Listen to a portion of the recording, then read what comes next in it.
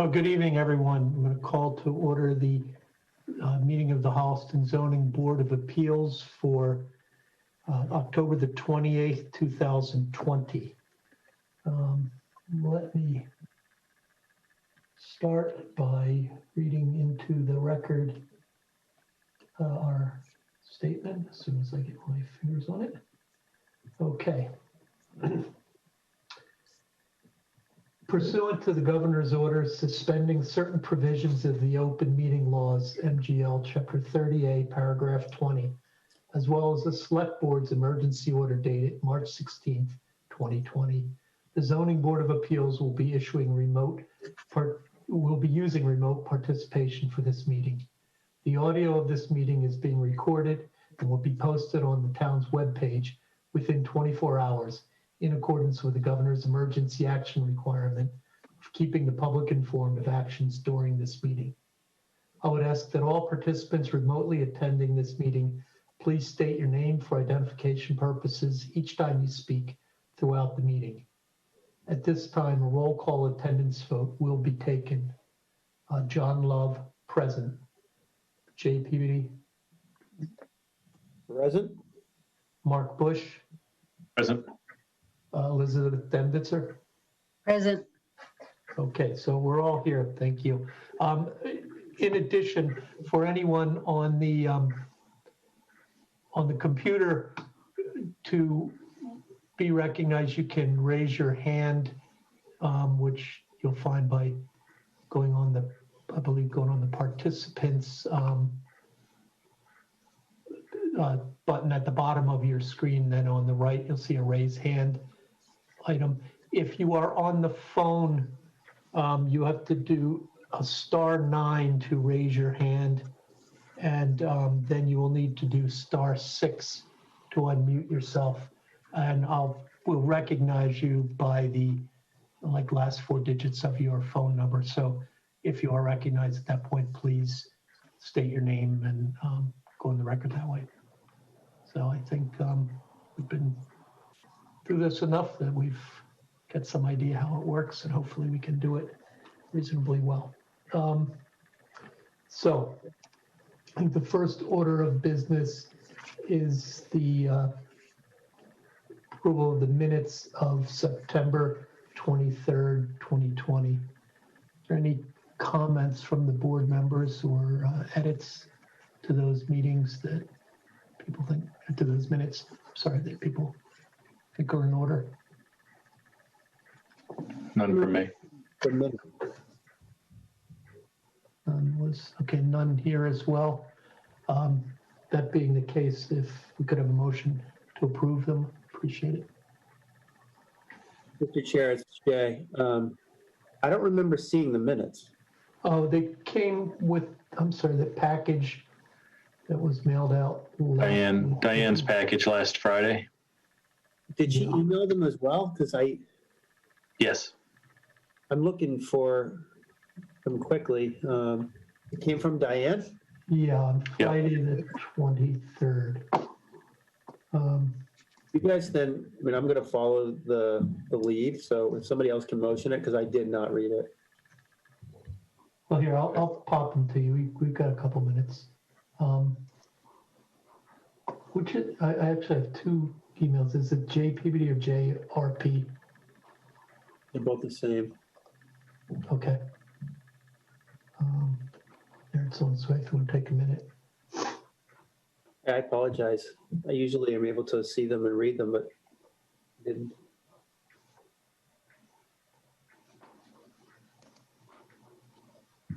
Oh, Karen just sent me, no. That's the draft decision. Karen, can you flip them over to me? In case I don't get John's right away. I know I get your stuff right away.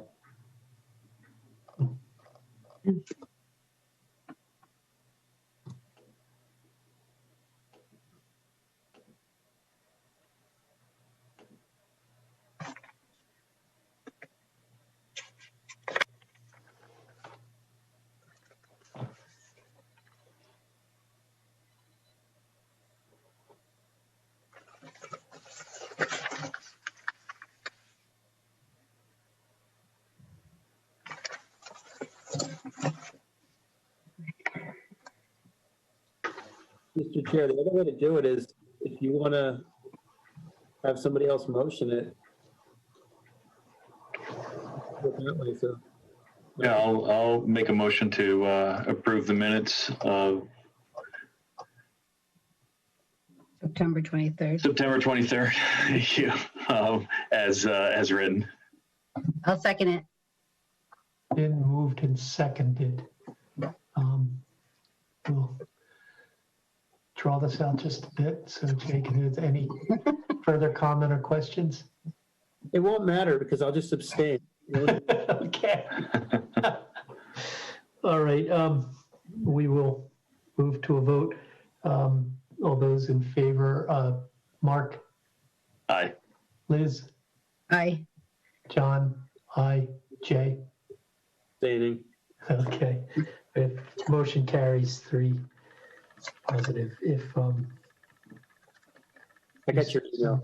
If you see a problem, let us know and we will I will.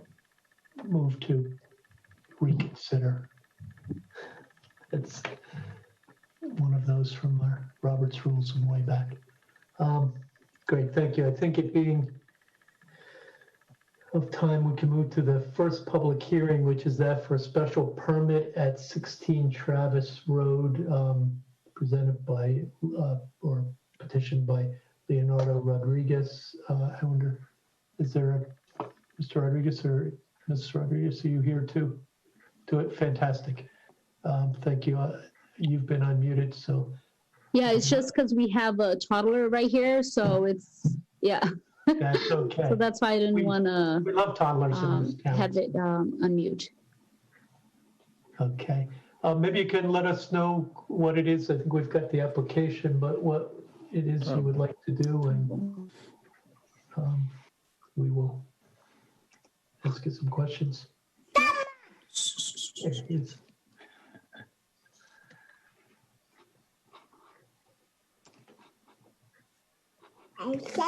Marcos.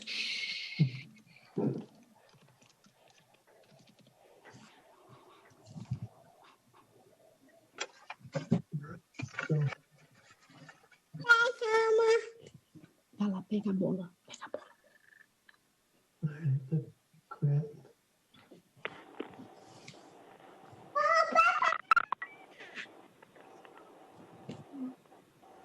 So it's my understanding from the application that you wish to demolish and replace the existing house that is pre-existing non-conforming for the lot. Is that accurate? Você tá. I'm translating to him.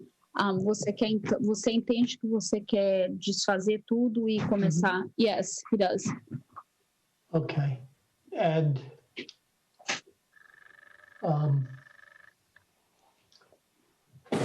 we've got the plan here. I think this, as I look at this plan, it appears that the house is going to be set back a little bit further than the existing house and no closer to the lot line on the north side and closer on the south side, right? Yes. Okay.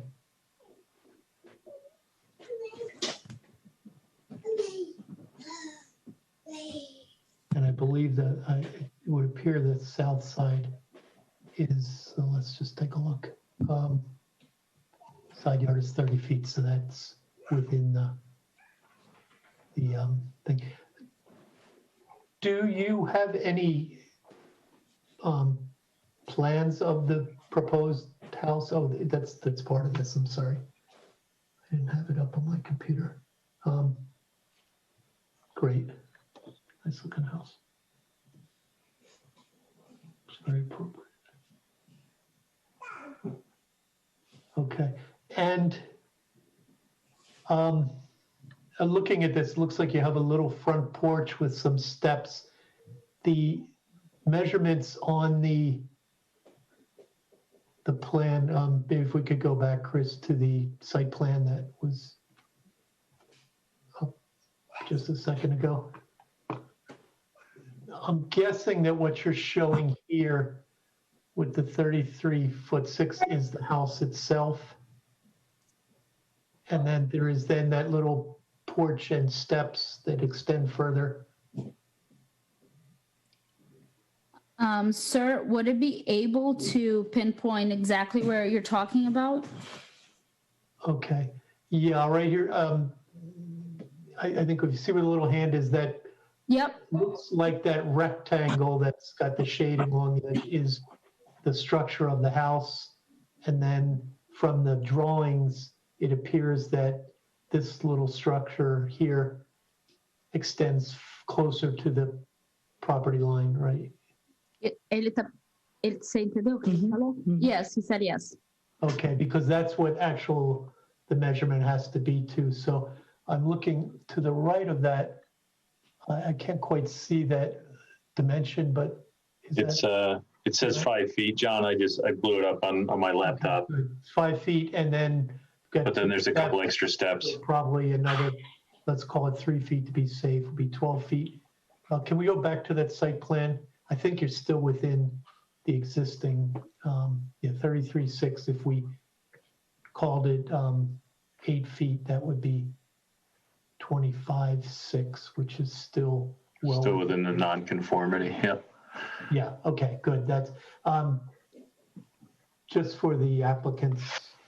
I think that the reason is if we give you the special permit, we will put conditions on it that it can be no closer than a certain amount. And to do that, they will measure the furthest point on that. So presuming you want the porch and the steps to get up to the house, that's where we'll measure from. So we'll include an extra 9 feet, which should. I think if you guys go to the plan number 3 on the PDF, I think we show that plan view, another one. Okay, good. Oh, beautiful. You got the- Yeah. Yeah, so we got 5 feet, something to that. All right. I think we have to be careful, John, because it looks like it's 5 feet to the landing, and there's some stairs that go out. Yeah, and then there's 2 stairs. That's where I was coming to 8 feet.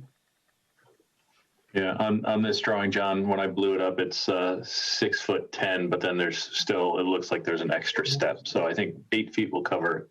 Yeah, okay. That's good. All right, are there other questions of the board? Just overall height up to the peak.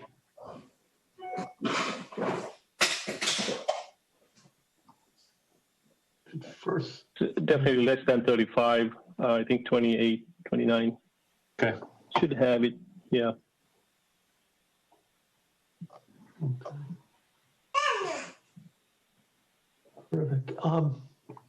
Well, it's all new construction, so we don't have to worry about it matching anything. And I think in terms of architectural style, unless anybody has objections, it seems to be appropriate. Do you know what the cladding material is expected to be? Is it siding? It's going to be vinyl siding. Okay. Appropriate. Any more questions from the board? Oh, nice improvement according to Google Street View. Yeah, would appear to be. At this time, are there any questions from anyone in the audience? Você tem alguma pergunta? Just raise your hand. Marcos, shh, shh, shh, not now. Is there anyone in the audience who wishes to be heard in support or in opposition to this petition?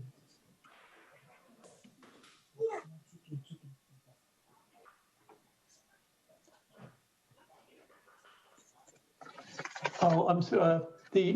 the caller that just spoke, could you state your name for the record? That was Mr. Rodriguez, I think, wasn't it?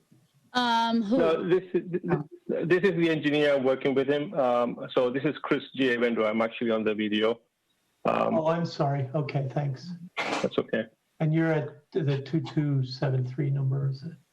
You got it. Gotcha. Yep. Thank you. All right. So seeing nobody, concerned, once more to the board, are there any further questions or issues with this? Nope. In that case, we'd entertain a motion to close the public hearing. I'll make a motion that we close the public hearing on the special permit application by Leonardo Rodriguez for the property located at 16 Travis Road. Been moved and seconded. Any further discussion? Seeing none, we'll go to a vote to close the hearing. John, aye. Jay, Aye. Mark, Aye. Liz. Aye. Okay, thank you. The hearing's been closed. Mr. Rodriguez, Ms. Rodriguez, what will happen is we will deliberate on this and reach a decision. Hopefully that will be later this evening at the tail end of this meeting, and presuming it doesn't go too late, but if not, it'll be at the next opportunity we have. At that time, we will send the decision to the town clerk. It will be after it's typed up and proofed. You'll be notified at that time. There is a mandatory 20-day appeal period during which yourselves or anyone else can appeal our decision. After that, it will be yours to take and file with your deed and move forward with, presuming it's positive, move forward with your plans. So hopefully you'll hear from them very soon, and best of luck with things. Appreciate your putting this together for us. Yep. Okay, Thank you very much. you're very welcome. Thank you. Okay.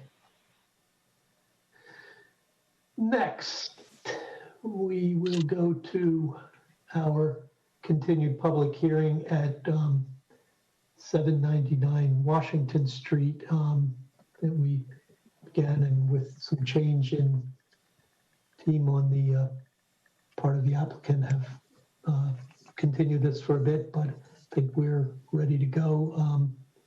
So is that Attorney Richards, are you? Yes, I'm here. Can you hear me? Yes, we can. Thank you. Great. Thank you very much for, continuing last time. It's been a little bit of a struggle with the pandemic to get things as quickly as we usually can, but I'm happy to tell you we've made, major improvements. And unfortunately, I didn't get the revised site plan and some of the traffic information to Karen until Monday or Tuesday, and I apologize. So you may or may not have had an opportunity to review it, but I'm hoping we can go through some of the proposed changes quickly. I have with us tonight is Hushamad Afshar from Taj Engineering, who goes by Hushi. And he will kind of go over the revisions to the site plan itself. I just want to point out a couple things. Is we've proposed curbing inside the sidewalk on Washington Street and a portion 8 feet of green to protect pedestrians. As you know, right now it's at grade. So people could try to pull around another car into the sidewalk. So I think that's the most significant pedestrian safety upgrade that we've made. After Hushi go through some of the traffic design from our engineer as well. The most important one, we're going to add continuous sidewalk down Green Street to the existing sidewalk, and some other improvement in terms of signage, et cetera.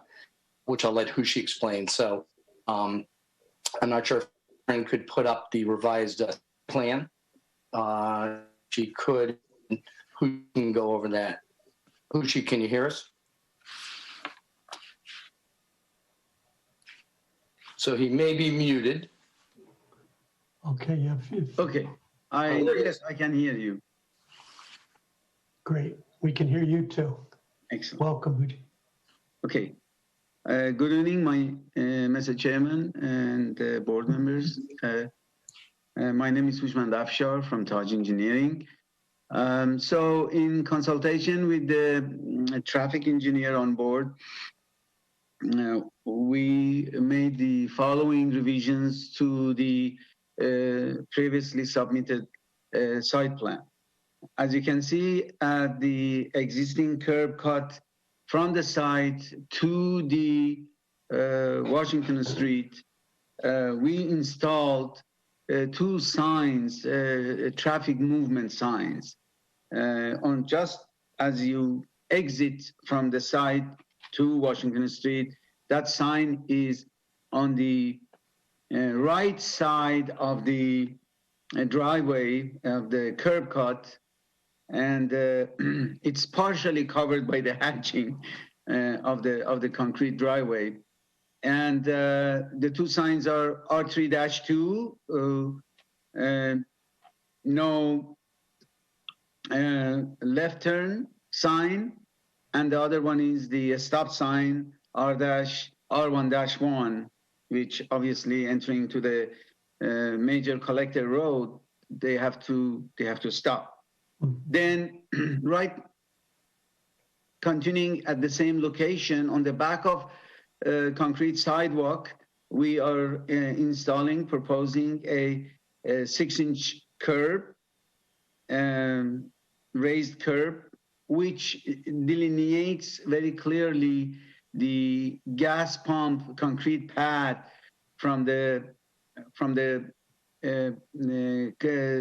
concrete sidewalk, which is right at the right-of-way line.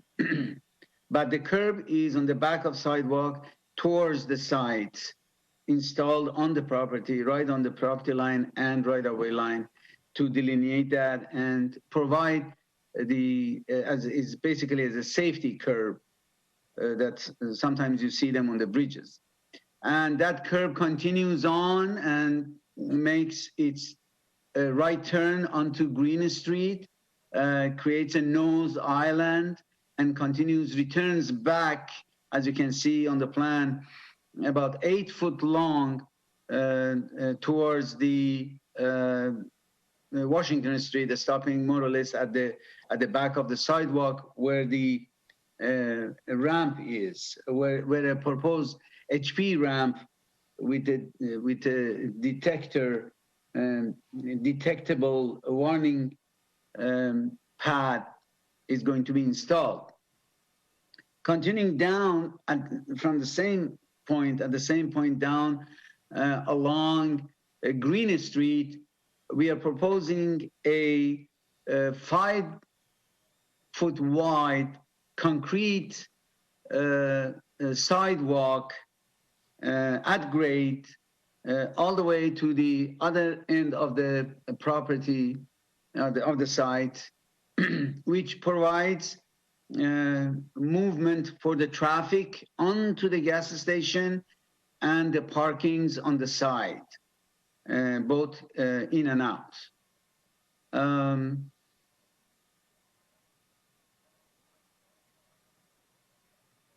We did not want to change any grading, any topography. The grades, existing grades, will remain as they are, and so the drainage pattern will not change at all. In case during the excavation and removing the tanks, installing the new tanks and pumps and anything, if we come across any drainage structures or any other structures, obviously it will be updated and upgraded. And I guess with that, I'm going to hand it over to George. to continue on. Yeah, thank you, Hushi. The one thing I will add that's not really shown on the site plan, there are 3 pumps proposed currently, as you can see on the plan. There are currently only 2 pumps at the site. The concern was on the Washington Street side of the pump, if the person in the middle gets stuck, they have nowhere to go. We've installed the curving so they can't go on the sidewalk, but that could lead to some issues. So what we did is on the 3rd pump, the nearest toward Green Street, is only going to provide access to the side near the station. So there'll only be 2 serviceable pumps on the Washington Street side to avoid that issue of a car being stuck in the middle.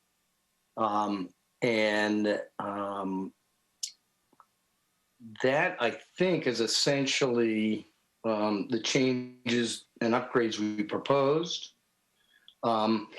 If you'd like me to, there was a submission from our traffic engineer, Brian Zamolka from Niche Engineering, which I kind of responded to. We found actually online a letter from the select board dated March 16, 2020, raising very valid and considerable concerns about traffic safety, access, circulation, etc. And I know that's a concern of the board as well. So I'd be happy to read that memorandum into the record if you'd like me to, or it speaks for itself if people have had an opportunity to review it. Well, we've had a look, but yeah, I think it'd probably be worth going over the traffic flow and, the summarizing what this is. And I have some circulation sketches as Right. So basically we have had Niche Engineering review the proposed design circulation. And those recommendations are integrated into what Hushi just went over in terms of the sidewalk and curbing to prevent, or to protect pedestrian safety. The proposed conditions allow for traffic to enter and exit from Washington Street, increase conflict. The driveway is not proposed to change existing condition, but as Hushi will be restricted to a in and right out only. And the grade separation that we talked about by the physical barrier to protect pedestrians, both at the Green Street intersection and the Washington Street sidewalk. Will the new driveway should speed be lower than 38 miles an hour? They felt the new driveway is not expected to, it was a gas station and there were no issues that we know of. And so he feels speed reductions are not recommended. Is the geometry and size of the 2 driveways the right size for the turning radius? And they've modeled it using the standard program auto turn. The existing driveway along Washington Street and the redesigned Green Street driveway will provide sufficient width to accommodate all vehicle turns, and does allow for, he doesn't say this, but it does allow for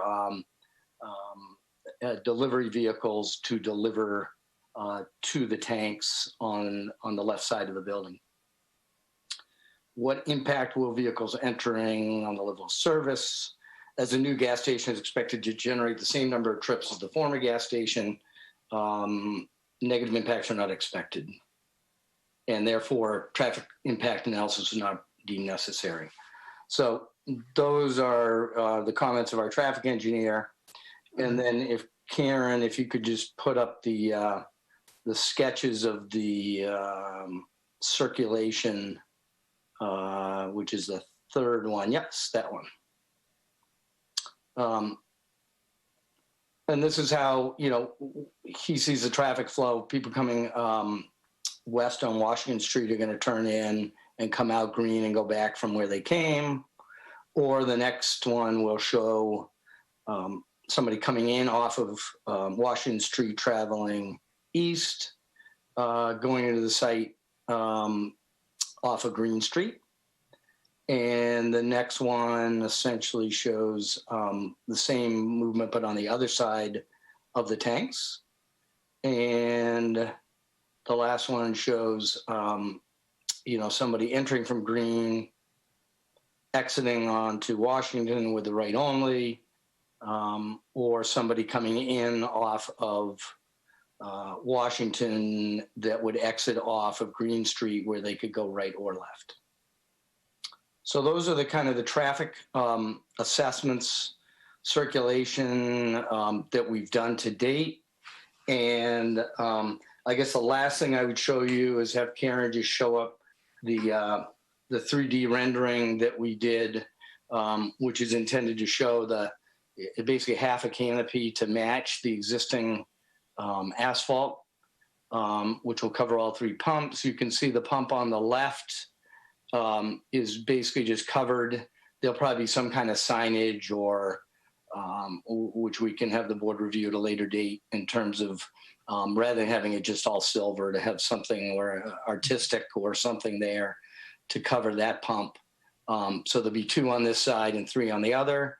And you can see kind of the curbing on the inside and the landscaping on the left far fence, as well as landscaping added to the right side of the building in the place of the faux wall, which is currently there.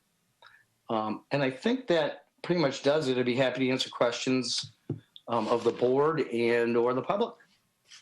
Okay, I have 2 questions myself. I'll start. First is on that canopy. I wasn't clear from the rendering. Does that extend to the edge of the paving just above the, at the interface with the sidewalk, which is what I think the site plan indicates, but from the rendering. Yes, I believe it'd have to go back. Hushi, do you remember how far the canopy is off the lot line? The canopy of the lot line is about 1.7 foot Okay. off the right of way. Yes, Okay, so it goes right there. actually there. Exactly. Okay, now the second, I guess, is more of a comment than a question, but it's in response to the niche engineer's comment about the number of movements, which I think is probably an appropriate, in my thoughts, appropriate assessment of the traffic in there. The only problem I have with that is that at the time this was opened as last opened as a gas station, it was prior to the traffic changes, the addition of the light and some of the traffic circulation in that area. So I'm not sure that assumption is appropriate to say that it would have no impact. It may or may not, but I don't think you can compare the 2. So I guess I'd ask them to. I think he's saying the volume impact versus the operational impact.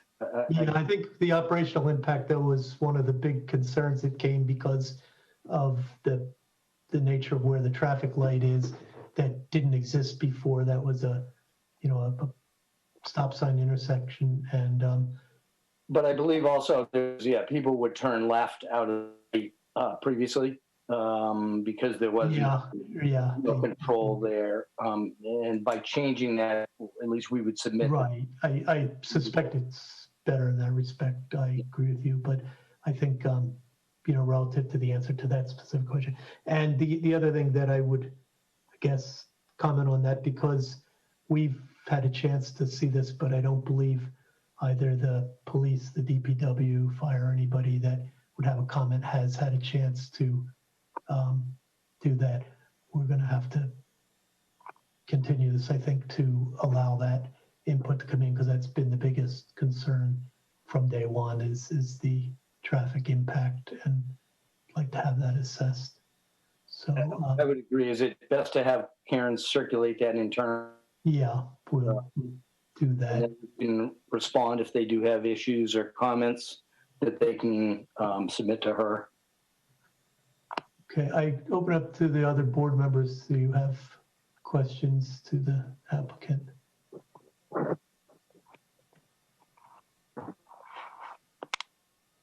I don't have any questions. I do think some of the traffic calming or the safety mitigants that you guys have added to the site are a real upgrade. So I appreciate you going back and working on that. I also, I think that, at least at first glance, I think that they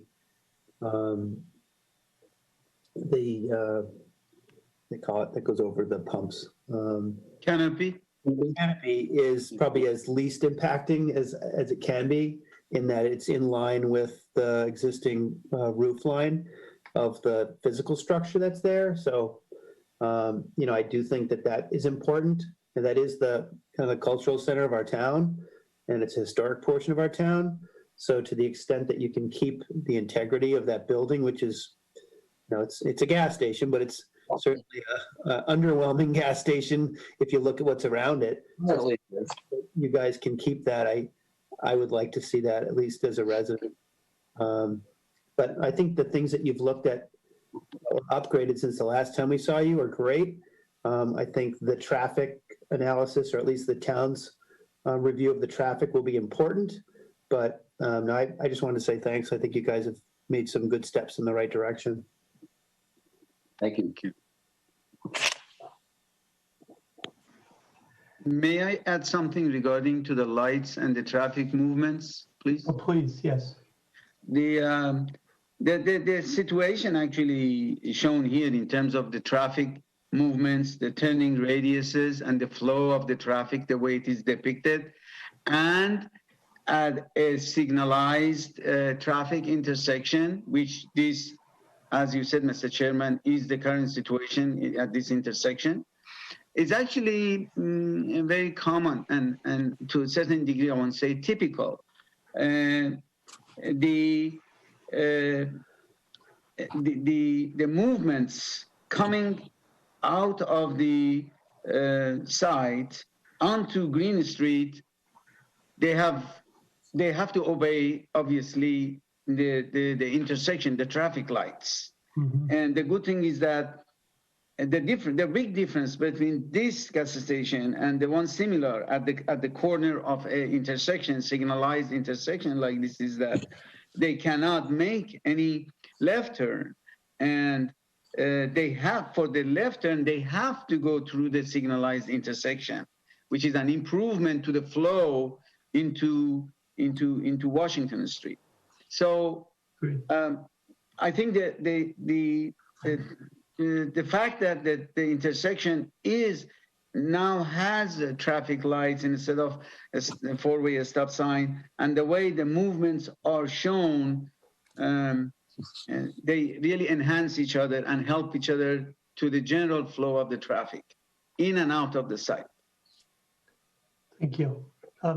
Actually, that brings up two other questions that I happen to think of that I didn't do before. One is there any way, I understand the traffic flow as it's set up, and that's if you're coming eastbound on Washington Street to go into the gas station, you make a left-hand turn at the signal onto Green Street and enter that way.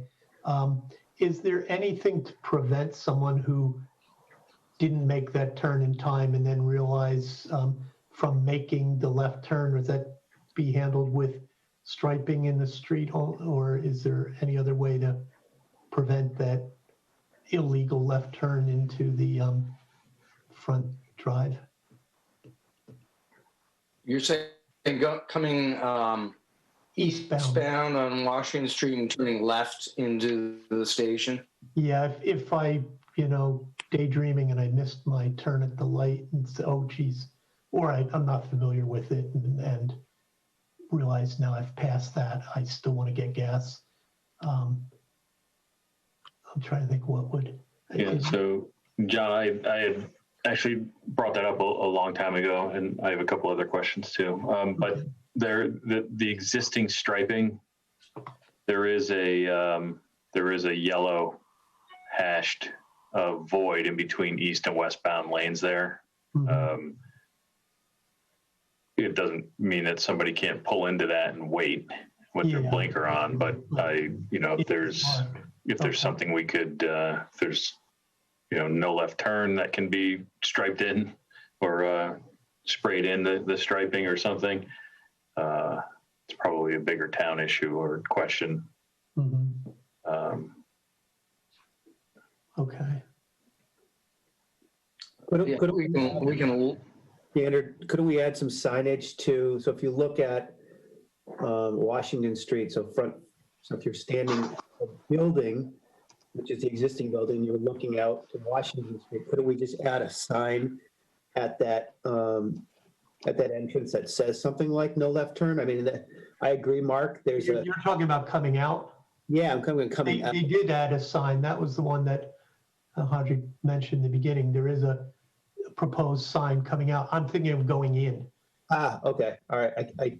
If you don't do what you're supposed to, and I think Mark had brought this up previously. So it would have to be, I mean, that would be in Route 16. So that Yeah, and so Right. signage doesn't really work because you're in the middle of the street, but the road is striped, Mark's pointed out.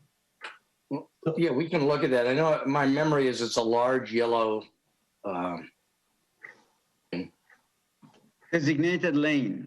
designated. Yeah, Right, yeah. I think if we go back to the traffic circulation, I think that, and Hushi, you can pipe in, but I think you can make that move by taking a left into the city. But I would have to go back and look at the striping that exists.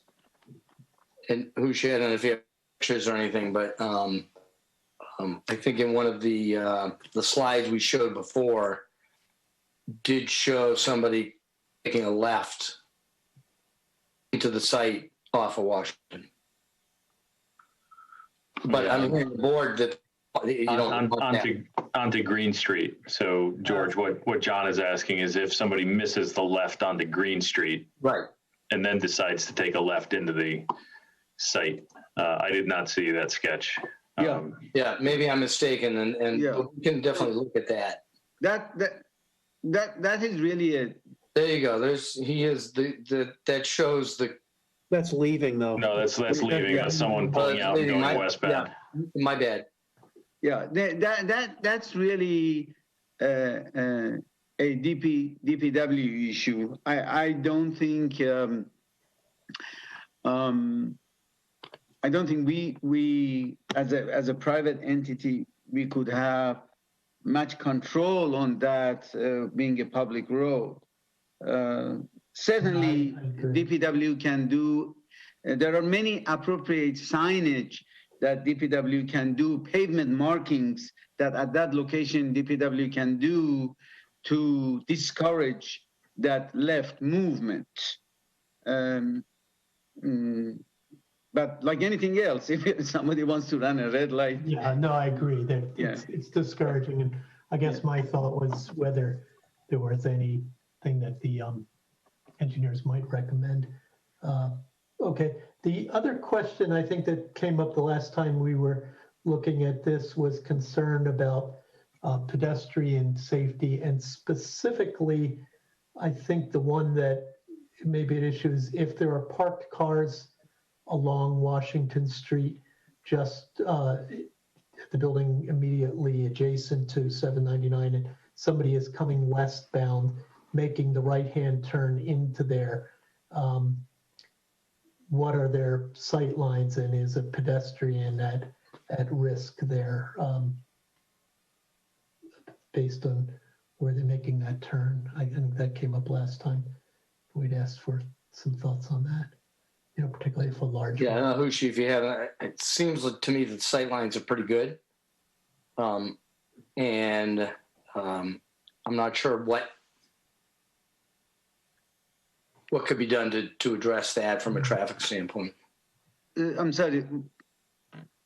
I'm sorry if you could repeat the question. Okay, if there is are parked, they're between, there's, I believe, one parking, I'm looking at the Google map view. There's one parking space between the crosswalk that crosses Washington Street and the gas station site. If there were a large vehicle parked there, and somebody is coming westbound on Route 16 on Washington Street, proposing to make a right-hand turn into the service station, how well can they see a pedestrian that's on the sidewalk on the opposite side of the vehicle? It seems like the parking space is pretty close to the driveway, so you wouldn't be past it until you're making your turn. You mean entering the site from Washington Street, Correct. making a right turn onto the site from Washington Street? Yes. And Okay. there would be a parked car on your right, and then the sidewalk beyond that where the pedestrians coming, because this is as far as Holliston goes, about as heavy a pedestrian area as we get, short of the rail trail. I don't know if we could do this. I can only think of installing a sign on our property on the sidewalk, at the sidewalk for pedestrians saying, traffic entering from left, that would at least warn a pedestrian that there's traffic potentially coming in. But we could take a look at that.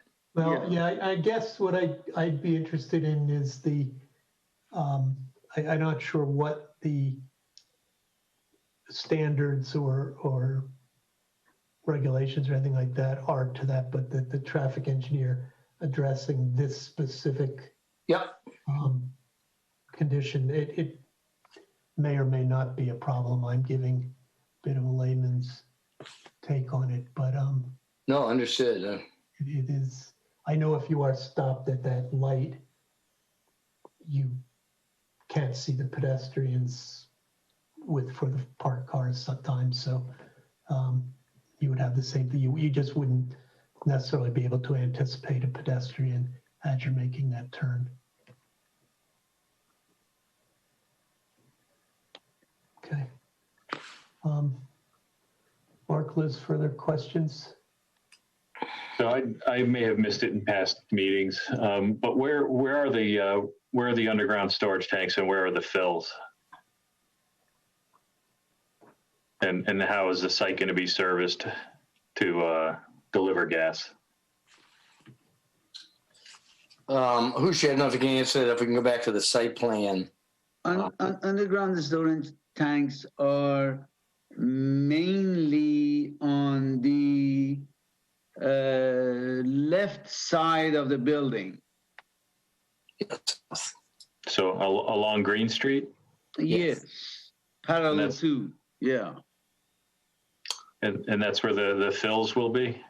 Yeah, the fields will be obviously most likely at the off hours, and the tanker can pull in front of this door and then operate the tanks. Yes, essentially it's that parking field on the left of the building, south side. Yeah.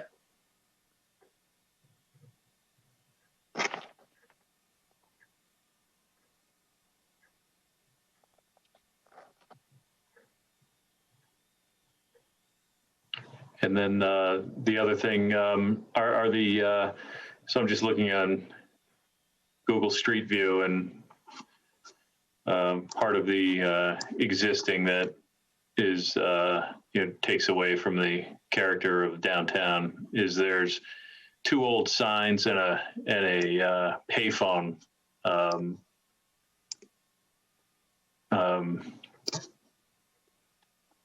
anchor. I don't know if the payphone is still there. It is in the picture that I'm looking at, but are those signs going to go away? Those posts? Where of the property, or? No, it's on the north. It would be the northwest side, right at the sidewalk. Looks like there's an old frame for a golf station right up against. All three of them are aligned against the building to the north. in your plan, it says signpost, signpost. You've got two squares in your plan. And then in between those two, at least in street view, there's an old payphone. Are those signs going to be reused, or are you going to remove those? Most likely to clean it up. Most likely those will be used as for the new sign because that's the most appropriate place for it. I don't have any other place on the site that I can. Other than a giant canopy. Yeah, Right. which we can reduce. That's just a 3D rendering. We can reduce the size of that signage, just to give you an idea of what it would look like. But I will check. Tony, unfortunately, could not be in the call tonight, but I will confirm with him the intent. I'm sure we can remove the payphone anchor. Oh yes, Or payphone if it's still there. Well, I shouldn't say that. Depending if AT&T or somebody else has rights in it, but I would think it's been abandoned and we can remove that. right. And I'll check with Yeah, Tony on the signage. yeah. The sign for gas station most likely will go exactly in the same general area where the posts are. The front right corner of the site.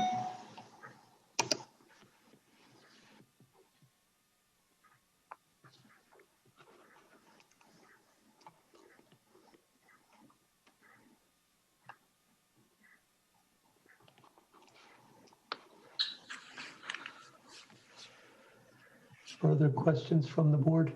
Yeah, I have a couple of questions. I'm confused on where the signs, I see the stop sign and the no left turn sign, and I don't see it on the rendering, in this 3D picture.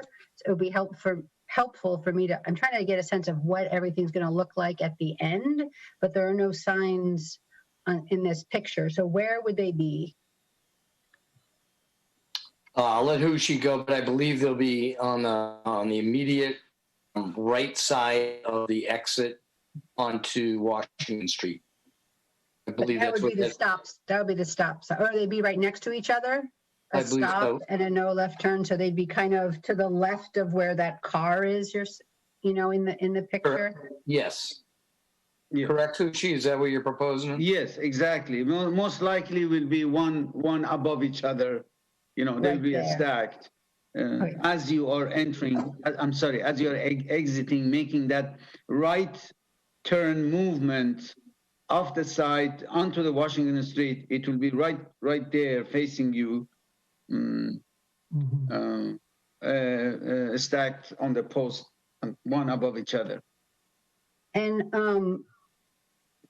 And will there be any other signs? You mentioned something about a gas station sign. I mean, besides what's on the canopy, are there any other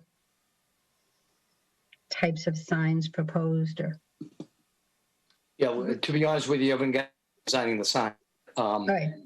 And like I said, I'm going to check with my client, but I believe the proposal would be to add some signage, standing signage at those existing posts. Correct. And what's the material on the top of the canopy? It's going to match the roof? It's the same? That's the idea Material? to use, asphalt, gray asphalt to match the roof. Okay. And then I also, in terms of the flow of the traffic, I only got 2 pictures talking about the flow, and it looks like you had put up more there. I have an entering from Washington and an entering from, I think, from What's the sheet number you have? It's on the bottom right corner of the. 1. Oh, okay. One. So you're missing sheet 2 then. We're missing, yes, can you, yeah. So I just want to get a sense, so there might be cars that are coming west on 16, taking a right into the gas station, and they can go on either side of the pumps at that point, right? They don't have to go only on the left side or only on the right side of the pumps, correct? That's correct, since They'll have a choice on which. some. Yeah. Yeah. And at the same time, you might have cars that are exiting at the same time, right? And going right on Washington Street. So there's room for two cars to kind of pass each other right there on Washington Street, one entering, one exiting. There is on the service station side. Yes. And the curb cut is wide enough for that. You mean the drive, right? Yeah, the driveway going in, like one car is going to be entering the gas station while another car is going to be leaving the gas station. Correct. And they The can both driveway- do that on Washington Street. The driveway is about 27 feet wide, which is plenty room for two cars to pass each other. All right. And theoretically, though, you could still have cars stuck. Like you could have a car coming in on Washington Street, going to the left of the pumps, and a car coming in from Green Street and going to the right of the pumps, and they'll be facing each other there, right? Yes, that's possible. All right. And that could be a problem because they'd have to they'd have to back up to get out at that point. Or wait. That's why we eliminated 2 versus 3. And I don't know about you, but it's happened to me somewhat frequently that sometimes you have to back out to get out of your. Yeah, it's just that the one, it's going to be backing out into that driveway where other cars are going to be coming in. There's not a lot of room there. But Yep. I'll leave that to the experts, right? The traffic people are going to look at that. Okay. And then the other thing I just wanted to point out is that if someone comes in from Washington Street, takes a left onto Green Street, and then wants to take a right into the gas station, they might not be able to take a right there, right? Because there might be a car sitting there at the light, waiting, to go through the light. And I'm sorry, could you say that again? Someone traveling. Someone is traveling east on 16 and is taking a left onto Green Street to get into the gas station. Right. Right. And so they make that left turn and then they've got to turn right to go into the gas station. Right. Yep. But there could be a car in their way that's waiting at the light at Green Street, coming down Green Street, a car coming from Green Street, to go anywhere. They would be on the left side and they would move to the Yeah. right. I'm confused. Yeah. So if Yeah, they take a left, the car would be on the other side. Okay, yeah. Fine. They won't be stuck. That was my worry, that someone might be stuck going in one direction. Yeah. So it'll be the car leaving that might get stuck. Yeah, it could get Yeah, stuck waiting. If But- you were trying to go in the other, you'd have that situation potentially. If you were trying to other get direction. to the mobile station, Yeah. you could be prevented by a car, right? Yeah, right. I guess that. But this side you shouldn't. And is there a way, if we're gonna continue it anyway, is there a way to get a picture of what it's really gonna look like with the signs and everything in it? Because I mean, honestly, the biggest concern is what this is gonna look like downtown. We don't want the idea that there's another gas station, isn't great because it's not a very, pedestrian friendly and shop that people would like to go in downtown. And we have this mobile station that isn't very visually pleasing downtown at all. So making the rendering as accurate as possible so we really have a sense of what it's going to look like would be very, very helpful. I mean, I think this is a nice building setup, but, where there's going to be big metal things with, loud colors, I'd like to see what that looks like. So we will work on that. We'll work on, the sign, if we're going to do a standing sign, incorporate that, probably reduce the size of the sign on the canopy and add as much real life, what it's going to look like so we can get a more accurate rendering. Okay. Yeah, you may want to take a look at the town's sign bylaw and make sure it conforms with that because we'll be held to that no matter what. So, and it is fairly restrictive as I recall from past cases. I can't quote you the size, but that would probably be a great way to render it. We will do that. Okay. Anything else from the board?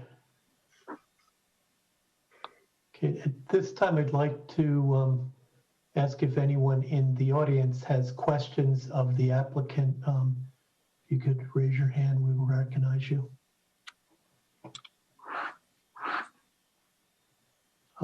Warren Chamberlain?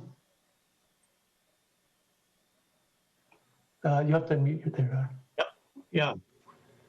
All right. I'm Warren Chamberlain on 16 Roy Avenue. I have a lot of problems with this. First of all, the site is very small. I mean, there's several, I don't know which to put in order.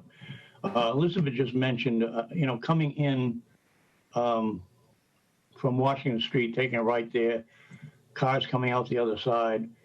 Some cars, my car has a fill cap on the left side, I'm in the right side. So I'm trying to go in on the left side of the pumps, and the car's coming in the other way, and his filler's on the right side. And so we're gonna go on that side of the pumps. And in other words, the site is too small to have a maneuver if you find yourself in there and come bound in. So one thing is volume. I mean, the volume of traffic is one thing. And you obviously need the volume of traffic to get the volume of fuel. I mean, how many gallons of fuel do you need to sell a day to make it worthwhile? I worked in gas station when I was younger. We've seen a lot of gas stations here have gone down because the volume isn't there. All of gas stations they're building now are these huge things with 8 or 10 or 12 pumps, all right? And I know it used to be a gas station. And when it was, we did not have traffic lights. That changes things because the traffic patterns are different now. It's one thing to randomly try to scoot in and out of the gas station when there are no traffic lights. Now you have to wait for the cue of the lights. If you're coming out and to make a right turn to go south or west on Washington Street, you're in the middle of that piece where the road light is for green for Central Street to come out. So you'd be competing with Central Street coming up. I think it'll be when I think of it, for no other reason that it would not be convenient for me to buy gas there, even if the gas was cheaper. I don't see it as a convenience. I really don't think at this day and age, there should be gas stations downtown. I wish that Mobile Station was not there. I don't think downtown areas are a place for gas stations. If that had not been a gas station before, and it was just an empty lot now, and I was an entrepreneur trying to think, I want to open a gas station someplace, I can't see why I would consider that site. But the pro forma on it wouldn't make any sense. I don't see how I'm going to make money. The huge investment that would go in there, I don't even think the bank would loan me money for it. If I was a banker, I wouldn't loan the money for the capital investments going to go in there. I don't see how you're going to get a return on that investment. How many thousand gallons of gas you're going to pump on that site? And how many cars you're going to want to get in there? And there's going to be a traffic jam. If you get that many cars going in there to buying the amount of gas that you want to sell, it's going to be a constant traffic jam. And especially if it's in a rush hour, we have trouble enough now. People are upset enough now because we put the lights in, although they're working better now.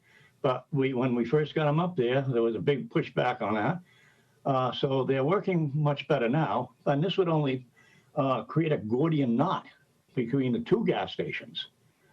So like I say, if somebody's coming east and I'm on my way to Framingham and I need gas, okay, so I turn left and I go into the gas station. Guess what? I have to go back home. I can't proceed on because I got to make a right turn. I can't get out of that place. And I can't turn around on the site and come back out on Green Street. So I can take a left and proceed going Framingham. It just doesn't work. I don't think it's going to work with the customers. I don't think it's consumer friendly, and it's not pedestrian friendly. And I think that in this day and age, there's a much higher and better use for that particular plot. And in combination with a piece of property behind it, combined, I think we could do something like a mixed-use development, parking underground. I think there's a lot of different possibilities for that site. And this, to me, does not fit my image of what the downtown what I think it could look like in the future. We're stuck with the mobile station. It's there and it's going to stay there, but I don't see that we have to have any obligation to re-enlist this as a gas station. And then you have to go and dig up, and you got to put all the pumps in, you got to put all the tanks in. There's going to be a huge disruption, construction. For now, that's all but I think that's enough. I would certainly recommend that the board does not approve this application. Okay, thank you very much. Mary Greendale, I think. Oh, you need to unmute. Star 6 would unmute. Thank goodness it tells me that. Can you hear me now? We can. Yeah, it sounds like the commercial on television. Yeah. Anyway, I already sent you a long memo in September, but I just wanted to get a couple of things on the record so that the public understands a couple things. As you folks already know, Holliston zoning bylaws do not allow gas stations downtown by right. And that's because we want the opportunity to examine what a proposed gas station would be and how it would suit the location. And certainly that's why the applicant is here. But just because this property was a gas station until 2012 doesn't mean it has to be a gas station forever. Back before that, at some point, it was a hotel. So I think the first thing is, let's not just think of it as, yeah, it's been a gas station. But that permit expired 5 years ago, so it was just a garage. And I just want to make sure that everybody approaches this as a brand new project, as if, for example, the vacant building that's between Fisk's and the library, if somebody came in and proposed to you that they wanted to put a gas station there, would your reaction or would your response be the same? So not that I'm asking you to answer that question, but just to play with it in your mind, to think about what it would be if this were this location that had a history, recent history of being a gas station.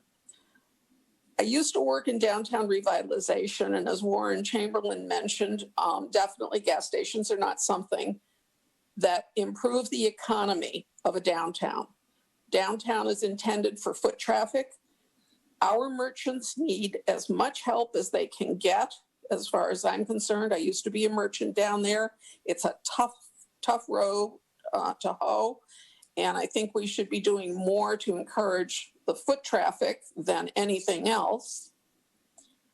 I agree with all the concerns about the traffic and the turning and all of the rest of it. One thing that hasn't been mentioned is that the town did buy 9 Green Street, and there is a plan afoot to turn that into a parking and an eating area. That is, they have talked about having benches and that kind of thing so people could bring their lunches and visit at the park or just walk around downtown and just have a place to pause. So there is that improvement that's going to take place. I don't think a gas station is consistent with encouraging people to walk. So park your car and walk, but you're going to be in that area where cars are coming in and out and in and out. I just don't think it's consistent with what we've been trying to do. So my bottom line suggestion is that you ask yourselves what the gas station does to improve the viability of downtown.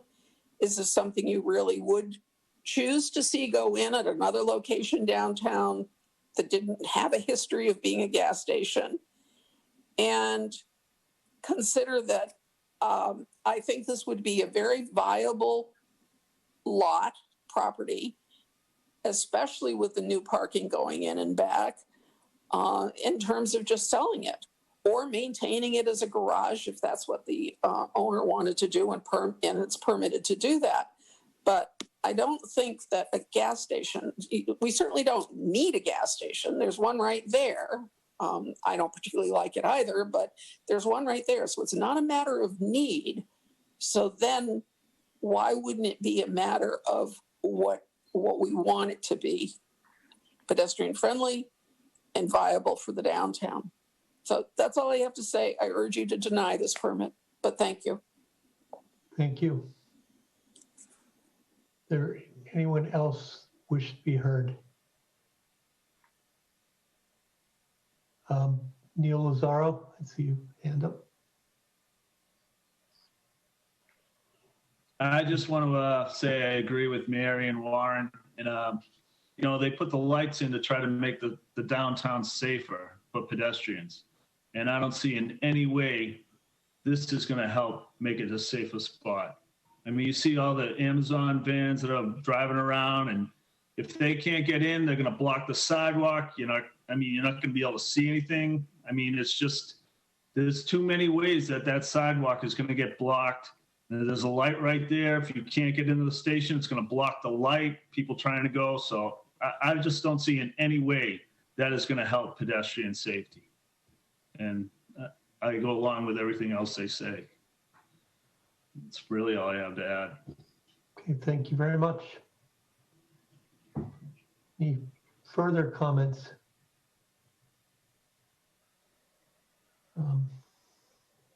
Okay. Mr. Chair, Yes. just if I may, I find it interesting though that that it shouldn't be a gas station, but we should just sell it or leave it as a garage. I'm not sure leaving it in its current condition is the best thing for downtown. I just want to kind of throw that out there that something's going to have to happen to the property or nothing's going to happen. And I don't live in Holliston, so I really can't speak as a resident, but if I lived in Holliston, I don't know if I'd want that to just stay like it is for the indefinite future, which is probably what we're looking at, as compared to a taxable entity that could be operated safely with, you know, ongoing peer review and ongoing work. But I don't want to waste my time. I don't want to waste my client's money.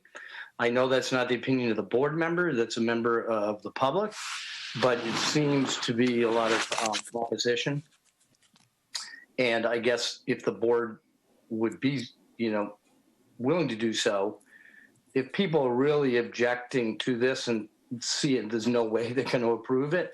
I guess I'd rather find that out now than drag it out for another couple months at, you know, cost and time to everybody if the board doesn't think this has potential.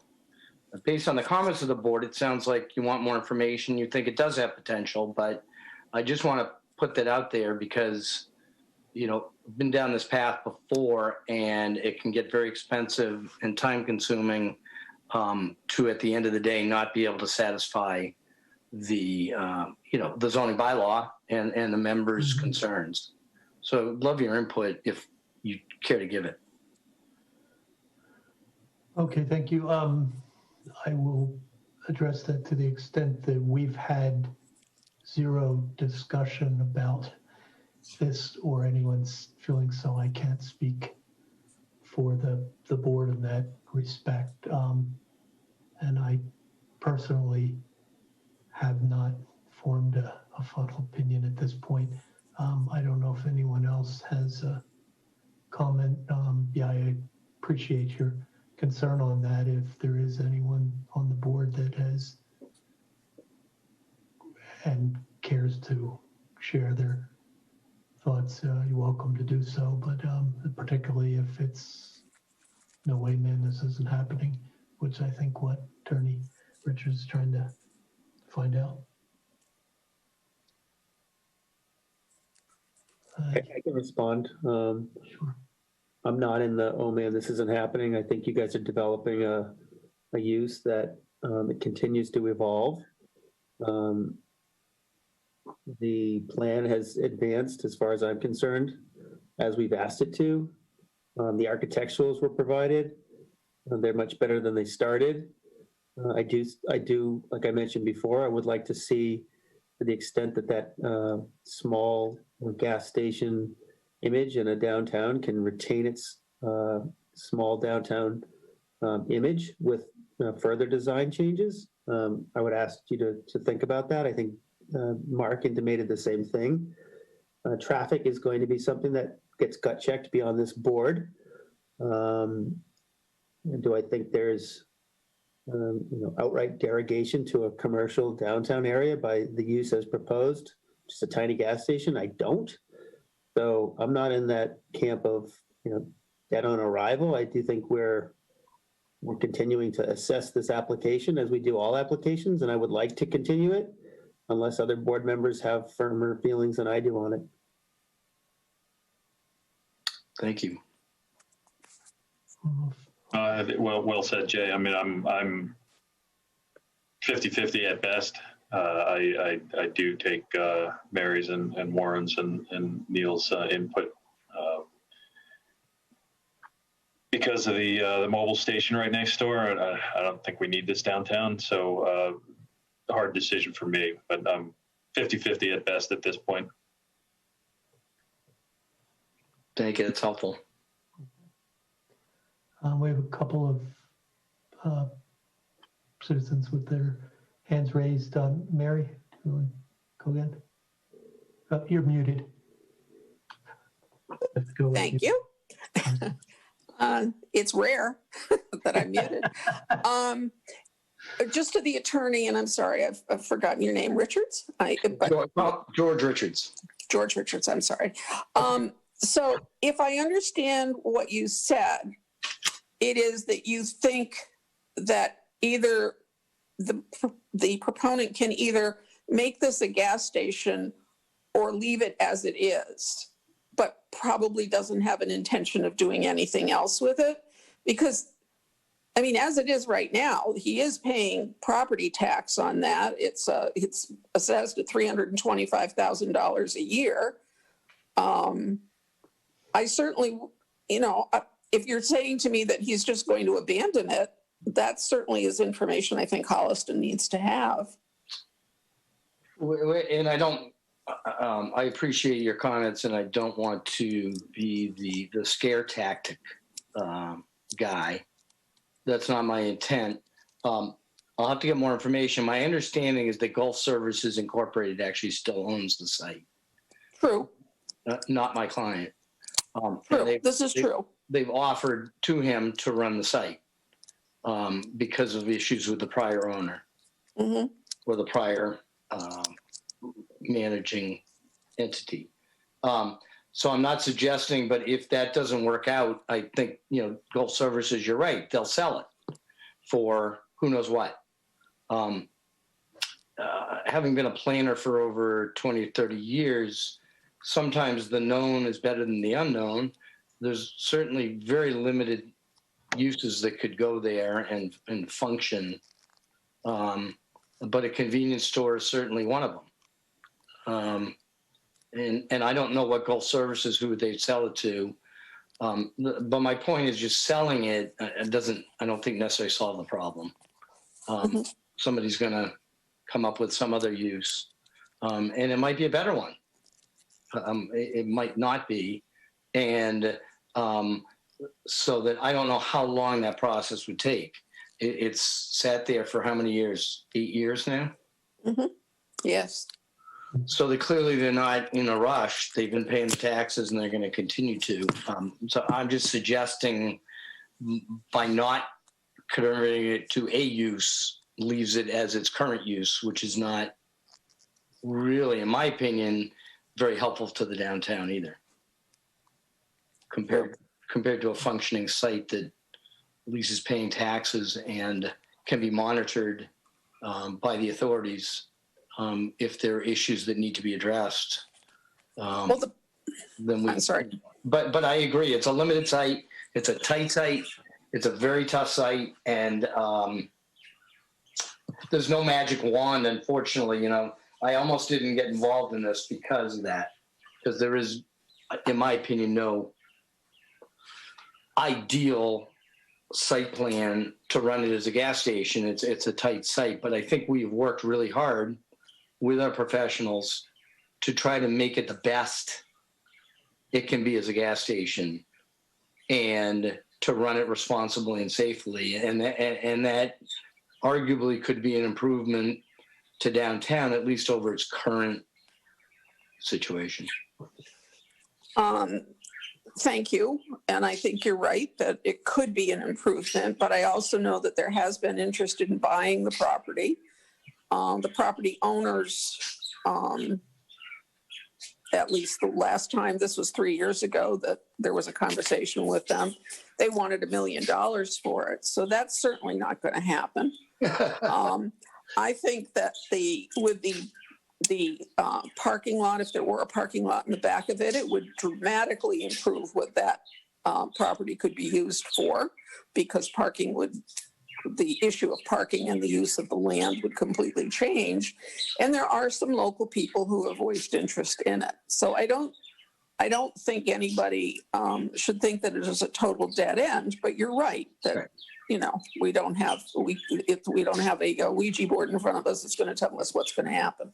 Usually something will happen. People will only sit on it for so long. So you're right. Something probably would happen. We just don't know what that is. So we're cautiously optimistic that we can try to certainly improve the site over how it operated previously, and protect the pedestrian, particularly on Washington Street and Green Street. Is kind of one of the main objectives. But you know, you're right, there is no kind of magic wand that's going to make this proposal really, really good.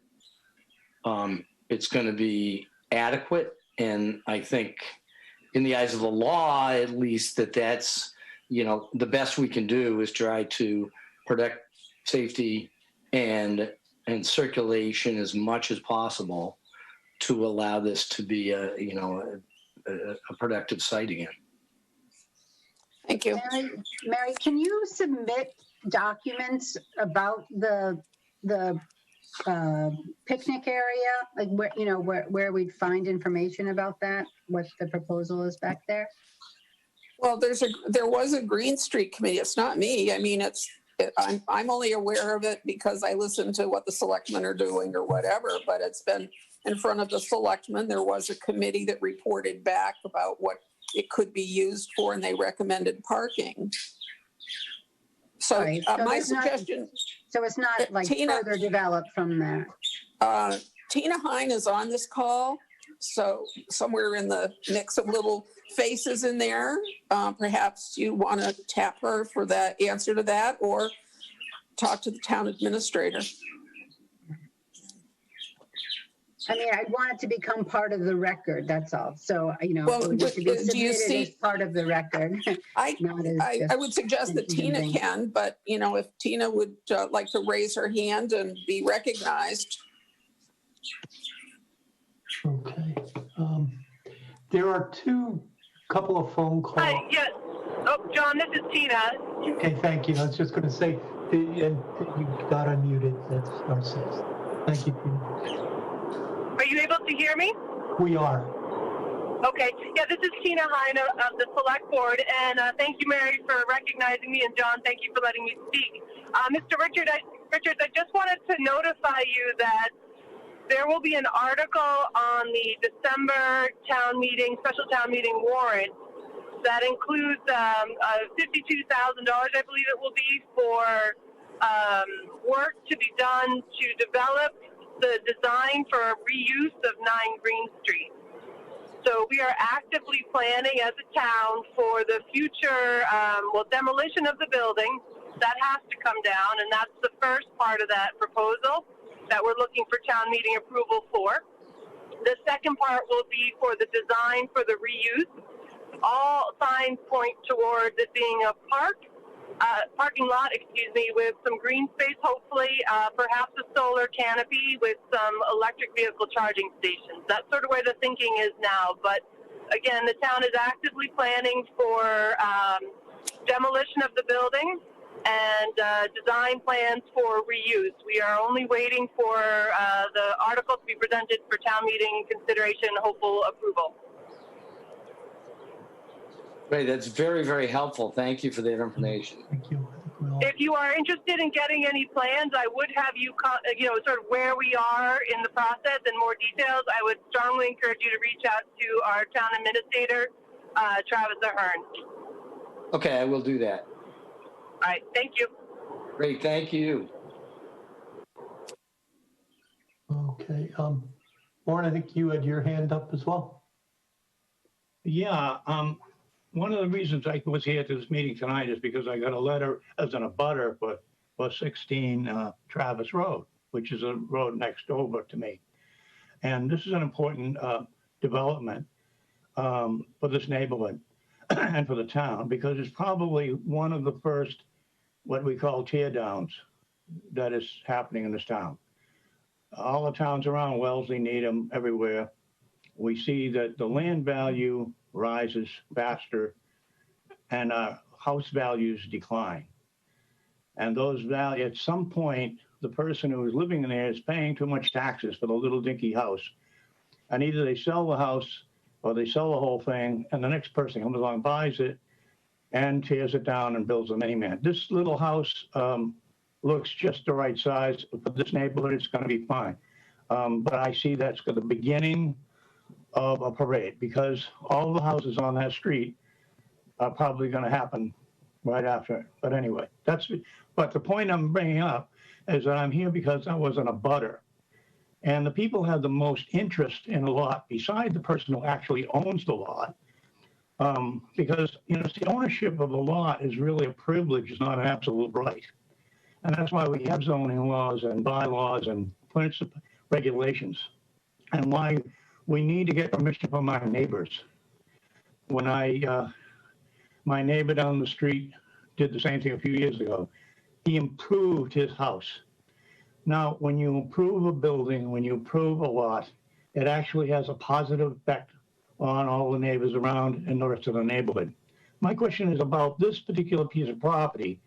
Who are the abutters? Are they residents of town? Are they other commercial real estate owners? And are any of them present here and have an interest in what the effect of this would have on the value of their particular property? Would this be an improvement for them, or would it be a negative externality for them? Would it improve the traffic to their stores? How would the owner of the building where Superette, how does it improve that property? How does it improve the general, just looking at the private owners, never mind the rest of us citizens, but who are surrounding this. But this is a commons. And although it's privately owned by certain people, we all have a common interest in how it's all going to look. And the pieces all have to fit together, and we have to work together to make it. Somebody just can't come in and bunk something down that's going to have an effect on everybody else. You have to take serious consideration on any development, whatever's going to happen to any piece of property. We have to take into consideration what is the neighborhood effect, and with the residents and the other property owners, both commercial and residential, and any decision that's made, such as this. Thank you. Thank you. Are there anybody else wishing to be heard, either with questions or in support or in opposition to this? I think that's going once, going twice, a third. Okay. I am going to suggest, because we haven't had a chance to have the appropriate town agencies comment on the traffic report, and because there's been a couple of requests for additional information today, that we do continue this, but I think we've gotten most all the information that we can get. So Yeah, we have to do some homework, and we'll try to get it back to you as soon as possible. Okay. Karen, we would looked at the November the 18th as the meeting. Did we get everybody lined up for that? Is that Yes, we did. so does that seem appropriate from your side, Mr. Richards? Yeah, that would be perfect. Okay. So I'd like to ask for a motion to continue this hearing until the night of November the 18th. Make a motion that we continue the application for special permit by Gulf Services, Inc., the property located at 799 Washington Street until our next regularly scheduled meeting on November 18th. 18th, I believe. Second. Been moved and seconded. Further discussion? All those in favor, we'll do a roll call. John, aye. Jay, Aye. Mark? Aye. Liz? I'll take that. Aye. Thank you. Okay, thank you very much. Appreciate the information that provided, and thank you to the townspeople that have been so good to share your thoughts and direction. And Tina, thank you for updating us and enlightening us about the adjacent property plans, because I think that's very important to the town's interest. Yeah, thank you all for your time and consideration. Appreciate it. Okay, thanks very much, and we'll see you next month. Great. Have a great night. Thank you very much. All right, moving along. Let me see what we've got. Is, I believe, our my computer would unfreeze. We are going back to our continued hearing for the comprehensive permit at Indian Ridge Realty by Indian Ridge Realty Trust. So thank you. It looks like we've got. John, I'm just going to turn off my video now and not participate for this part of the meeting. That's right, you recused, Liz. Thank you. Yeah. All right. Let's see. I see Mr. Harrison. Thank you for joining us again. And we can put our heads on. I think there's a couple of issues that we were following up from last time, and I know I've said, hi, Paul. Paul Haverty's with us. Thank you. So let's see if we can try and get those in to the right order. The first request, I think, was for the list of exemptions from permitting requirements, which I saw was provided. And if you wouldn't mind, Ms. Harrison, I'd like to actually review them with the committee and just walk through them, because I know I had a couple questions about just actual meetings. So maybe if we could pull that up. I could share my screen if, would that help, or? I guess, and Chris, unless you have that material, I'm not sure. Ian, you're all set, you can share. Okay, you all set? I know you.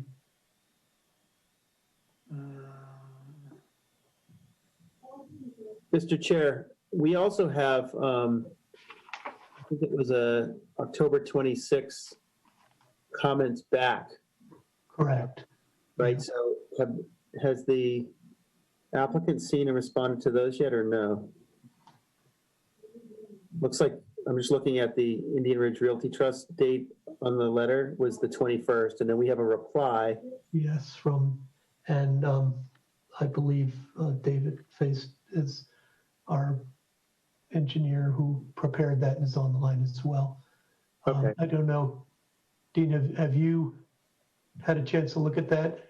No, I have not seen them. Okay. So I guess my point is, if we're going to manage the waiver list today in the public meeting, then I think we'll need to ask our peer review consultant, so David, to just, as we go through waivers, can you just provide your comments narratively, and then we can, sort of integrate those comments into some resolution as a board? Yep, sure, I can do that. Thank you. Okay. So let's see, and we've got the memo. Maybe we can go right to that sort of spreadsheet or table that listed those and go down. Would you like me to go which page, Mr. Chairman? Yeah, well, let's see. I'll pull it up there online. I think it was right down from there. You had, yeah, that's what I'm looking for. I think it's probably the simplest way to. Yep. Can everybody see that? Is that readable to everybody? It is to me. I'll try to just get it a little bit larger. I can't see who's talking, but this should be all right. There we go. Yeah, it looks great from my perspective. I have a real big screen though, so it's probably not fair. Yeah, I need one of those big ones. Yeah. Okay. And I guess some of my own questions have to do with some of just the language of this, and want to make sure where it's referring to the plans that we're not excluding anything, or that we understand it. So maybe if you could just walk down this and paraphrase what the waivers specifically are there. I don't have the bylaws in front of me. Okay. So I could go by just the topics that we've just have outlined. Sure. I don't know the bylaw that well enough to say which basically, but section under the zoning bylaws, the ones dated May 6, 2019. The first one is under the use regulations, section 3. This is to allow the proposed development as shown on the plans and to allow two-family use in a AR1 district. Currently, the AR1 district does not allow a two-family use, and we do have duplexes on the property. Can I just clarify? This is Karen. Can I just pipe in that it's not the correct zoning district that's been identified? It's the AR2 zoning district. But the answer is the same, that two-family would be a use variance under normal circumstances. Okay. Thank you, Karen. Thank you.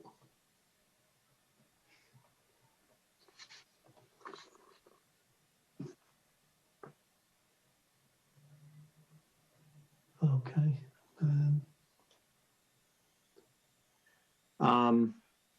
The next one is under section 4, which is A, B, and C, is to allow the proposed development as shown on the plans indicated in table 5 and granted by the comprehensive permit to be to the extent inconsistent with the zoning bylaw.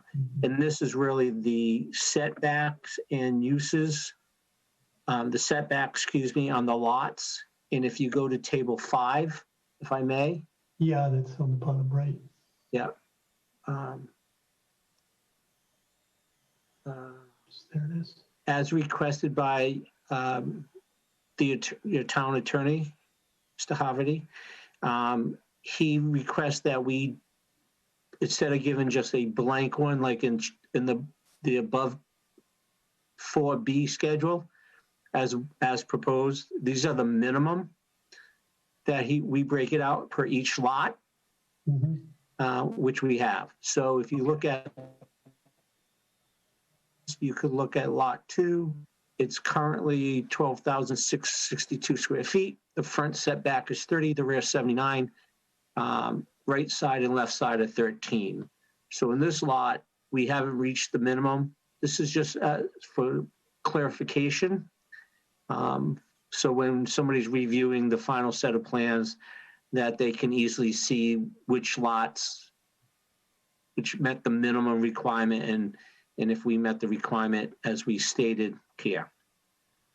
Dean, could I just clarify one more time that the table is a bit off. So the setbacks within the AR2 are 40, 30, 40, not 40, 40, 40. Okay. The sides are 30. Okay.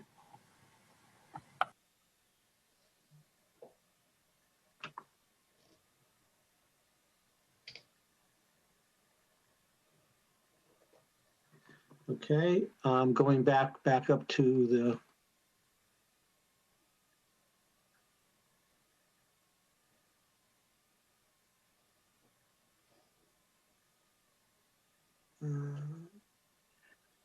Okay.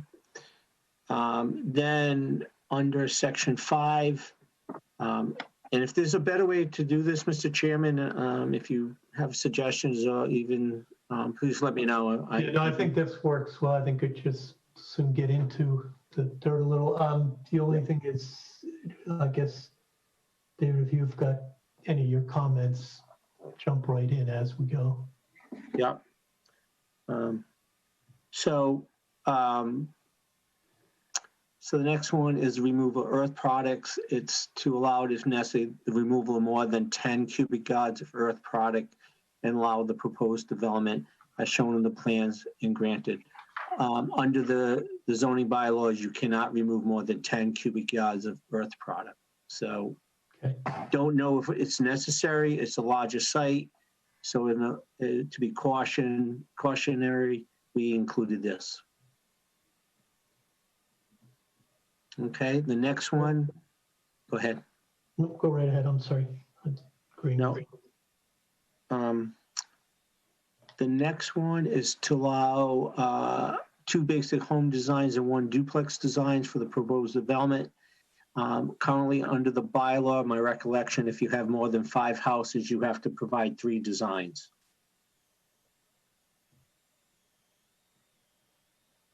And then this is David Feist with CMG Engineering. The one just comment I had is on the last comment response letter, GLM had noted, I guess it, in the original proposal, I know it had noted there were different designs, but there was only one of the single family home design plans shown to the board. I wasn't sure if you guys had received the actual plans for the duplex units and a second home as part of the submission. Mr. Chairman, may I answer? Please. We have not submitted the duplex design yet, or more than just 1 house design.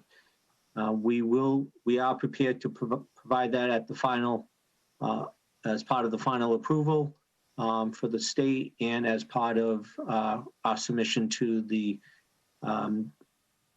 CBA and the town as part of the building permit applications. Thank you.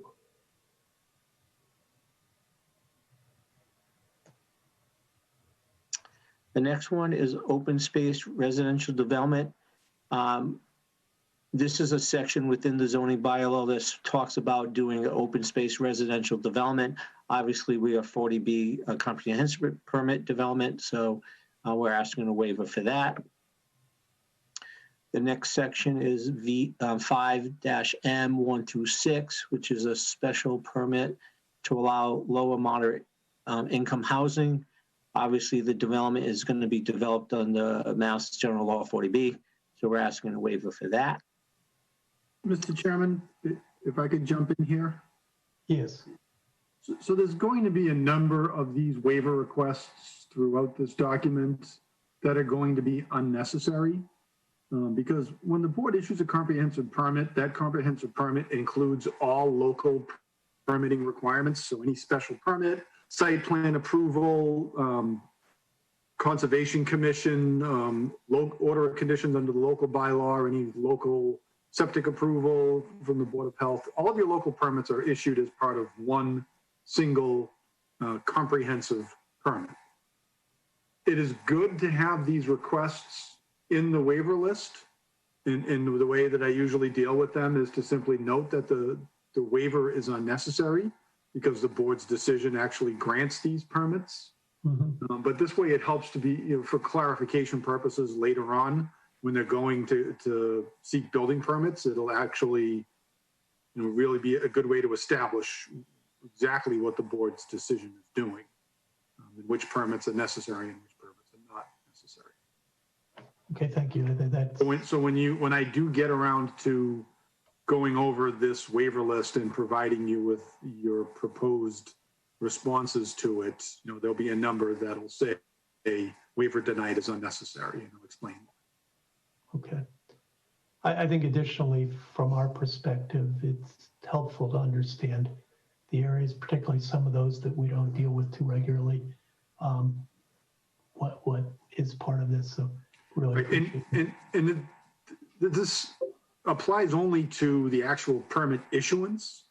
To the extent that they are looking for substantive waivers of any of these local requirements, if there's, a wetlands, no touch zone that they want a waiver from, then they have to actually specifically request that. Yes. Not in the business of granting blanket waivers of these. This is really just the procedural waivers in terms of what permits they're required to obtain. Okay.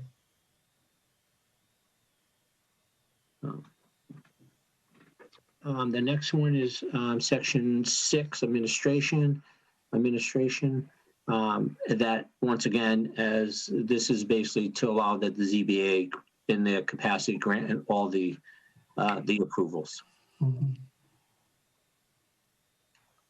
And that's the end of table 1 for the zoning bylaws. Going into table 2, which is the subdivision rules and regulations. The first one is under Article 3, general, which is section 3.1, 3.2, 3.3, and 3.4, which allows all local approvals be granted by the ZBA. This specifically speaks about the planning board approving. And I think this kind of goes into what Paul was just saying, that a lot of these are not applicable or not needed, but I have listed them here and such. Appreciate it. I'll make a distinction if it's more specific, and a couple of them are coming up. Mhm. The other Article 4, procedure for submission and approval of plans. Once again, this deals with the planning board, and obviously the zoning board in their capacity will issue the approvals. Article 5, requirements to allow the waivers for each of set forth herein, and to allow the construction of the development as shown on the plans and granted by the comprehensive permit issued by the ZBA. And obviously that some of those were just general requirements under 1, that's done by the planning board, and general requirements of streets and definitions of streets and so forth. Section 5.2.1, location and alignment.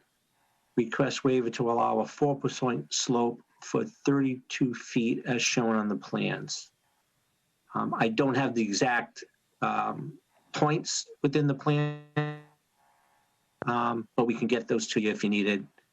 Unfortunately, our engineer could not be here this evening to point them out. Mr. Chairman, if I just make a comment on this particular item. This particular waiver, under the subdivision rules and regs, they require 2% slope for greater than 150 feet in all directions at an intersection. And I know that they're proposing a 4% slope in this particular case. Both our comment letter as well as Vanessa and Associates had a comment on that. At a minimum, just that the applicant's engineer provides some sort of supporting information that the 4% they're proposing is still safe with respect to intersection design standards.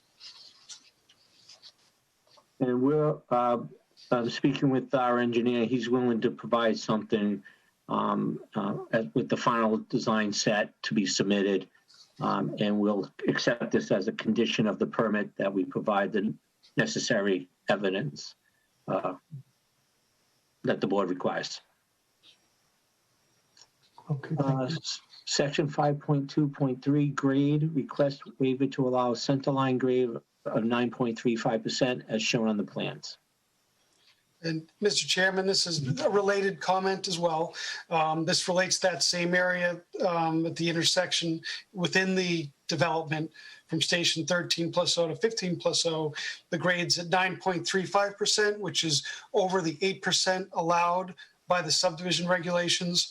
Again, just it's a matter of either adjusting that grade to be 8% or less, or providing some sort of information supporting the design.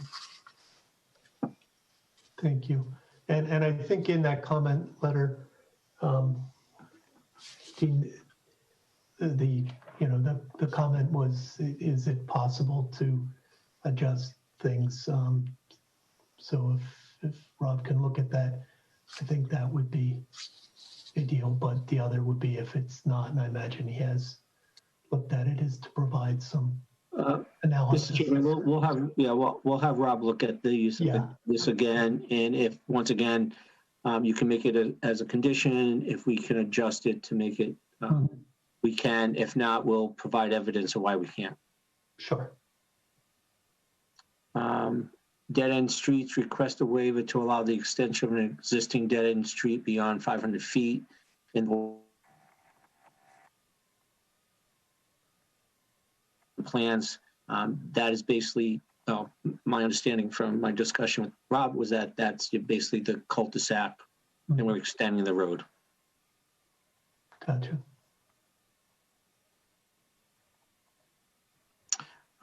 The next is 5.2.5.5 curbs. We request to allow Cape Cod berm throughout as shown on the plans.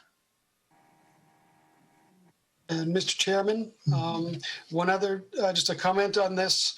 As they're requesting the requirements to install vertical granite curbing, one of our recommendations is just that the ZBA consider the use of the vertical granite curbing at a minimum for all catch basins, as well as at the intersection roundings, with appropriate transition curbing between sections of the Cape Cod berm. I'm not sure if you've had other discussions on this particular item.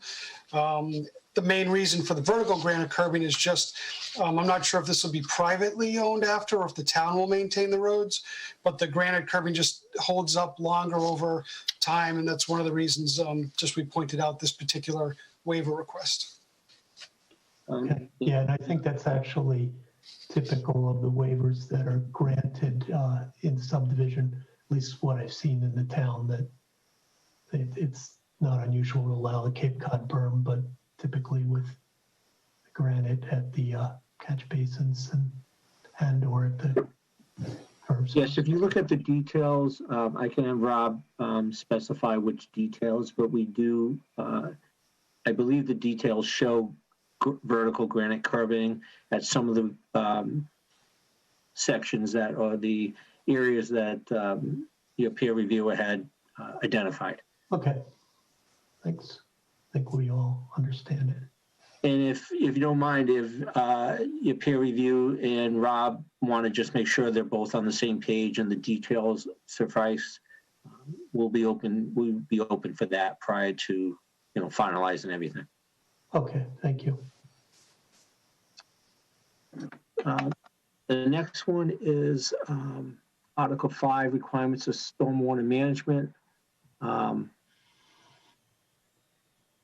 All the waivers for each set forth herein to allow the construction as a development per Mass General Law 131, Section 40, which is the Wetlands Protection Act as shown on the plans granted by the permit. The next one is Section 5.4.1, which is utilities, and to allow the waivers for each as set forth herein and to allow the construction of the development as shown and granted by the comprehensive permit. Yeah, I guess these were the ones that I wasn't sure I understood, to allow the waivers as set forth here in, what are those? I apologize, I didn't follow. Yeah, not a problem. If you give me a second, I'll try to open up the subdivision bylaws.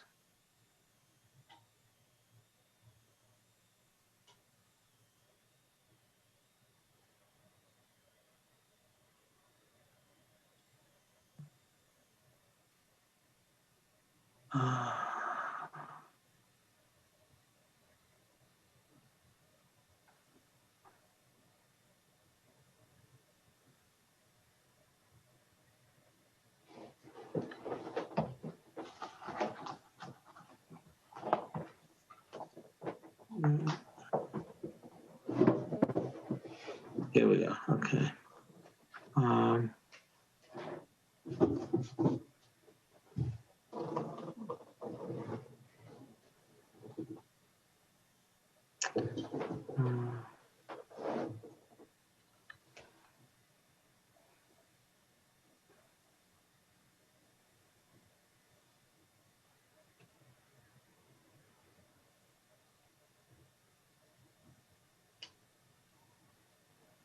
I think that part of that was that right here, location of telephone cables must be approved by the wiring. A copy of the definite plan show so endorsed and returned to the board. I mean, we're not objecting to doing these items. The reason why I asked in a waiver is that it goes back to an inspection by the approval by the wiring inspector and a copy of the definite plan so endorsed. Given that the board has the authority to issue all the approvals, this is the section that we're asking a waiver from. To the planning board, okay. Yeah. Okay. I mean, he can review it and provide it. We don't have a, I don't want to say problem or issue with it. We don't object to that. The whole point was that the board has the authority to do the approval. Right, okay, so this kind of falls into Paul's category, I suspect that. Yeah. Okay, thank you. So that was that of the utilities sidewalk. Oh, sorry. The next one, to allow the waiver for each on the sidewalk, going back to that. He says that.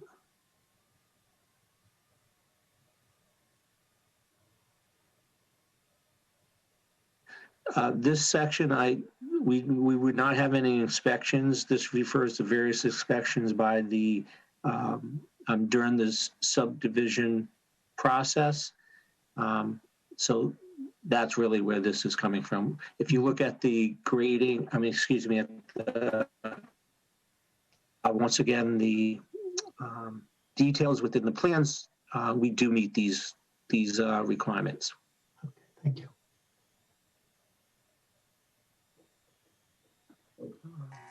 Dean, why wouldn't there be inspections during construction? We're not saying there wouldn't be, but they're not going to be the inspections as required under the subdivisions rule and regs. Well, they wouldn't be done by the planning board, but they would be done by the board instead. But there also ties into the whole bonding issue and releases of part of the bonding as they go through for infrastructure. So we're not having that. We are open to obviously have inspections to confirm that we're designing, we develop construction of these to the details that we've provided as designed. Okay. So we might need a condition within the permit that kind of provides for inspections into like infrastructure bond or such. I presume you're going to want to sell lots before you complete all of the road work. It's going to be done in phases, is it? Yes, and we would like to get some sort of sign off and such. So there's going to need to be some sort of a bond provision in place. It doesn't necessarily has to be a bonding. There's other times that under comprehensive permits that you could do the project without the bonding requirement. But we're talking about a subdivision, so you're going to be selling off, the individual lots as part of your sales process. Correct. So if you're going to be doing that, there's going to need to be bonding in place to ensure that the rest of the roadway gets completed to the specifications in the plans. I didn't look at it that way, as in that the rest of the road. There's ways of doing that without having a bond in place. Well, usually start with a covenant not to convey. But once you start selling lots, it would then be switched to a bond. I can discuss a tripartite agreement, or the security should be tied to the provisions contained in General Laws, Chapter 41, Section 81U.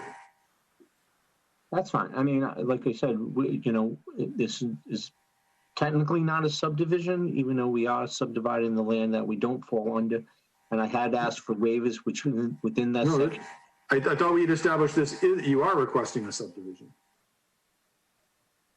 we are requesting a subdivision of the land, but we are requesting waivers from the requirements that of such as some of the, all the requirements required under the planning board and also within the bonding requirements.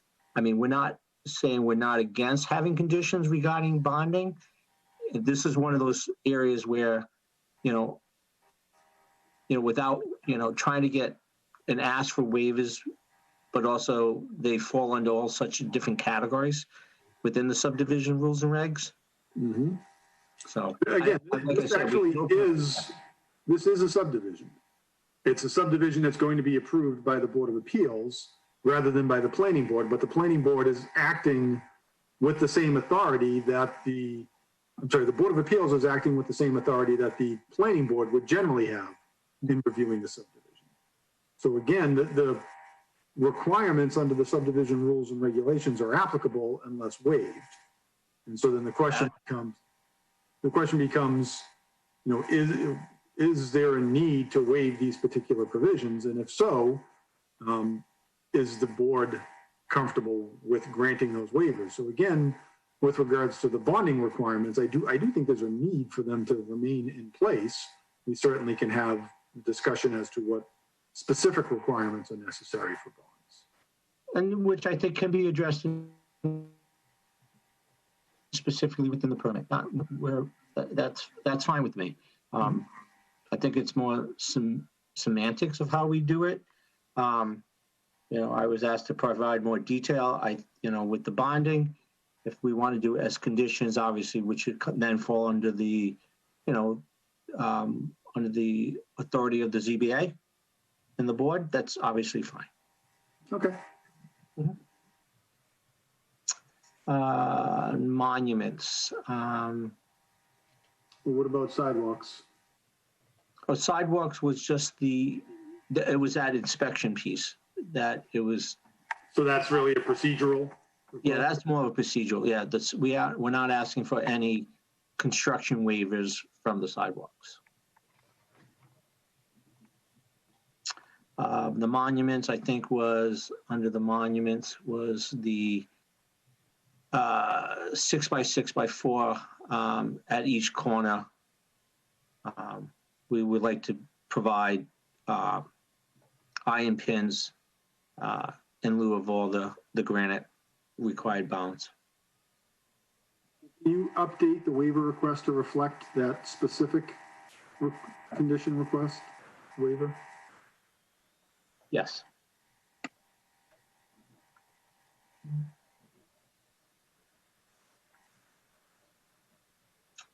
Okay. Under the open space,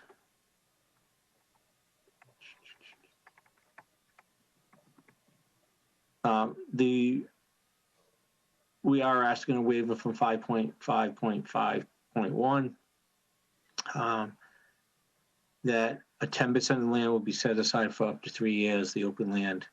We are proposing that any open space be as identified on our plans.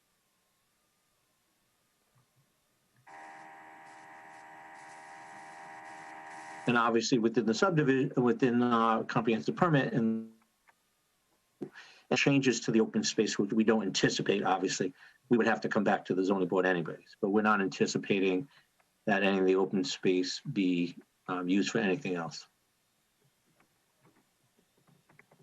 Preservation of trees. Under the preservation of trees, it's prior to remove any trees over 14 inches shall mark all trees, and the board may require that the proposed roadway be realigned. We are requesting that the waiver be, or that we grant a waiver from this one, and that the roadway be laid out as we propose on the plans. And the last one's the easement.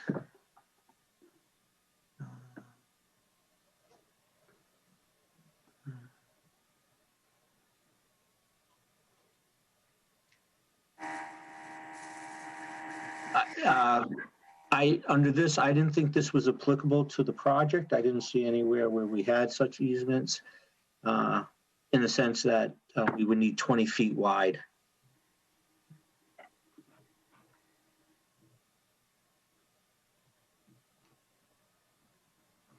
Under Article 6, performance requirements. We go back to the easements. Yep.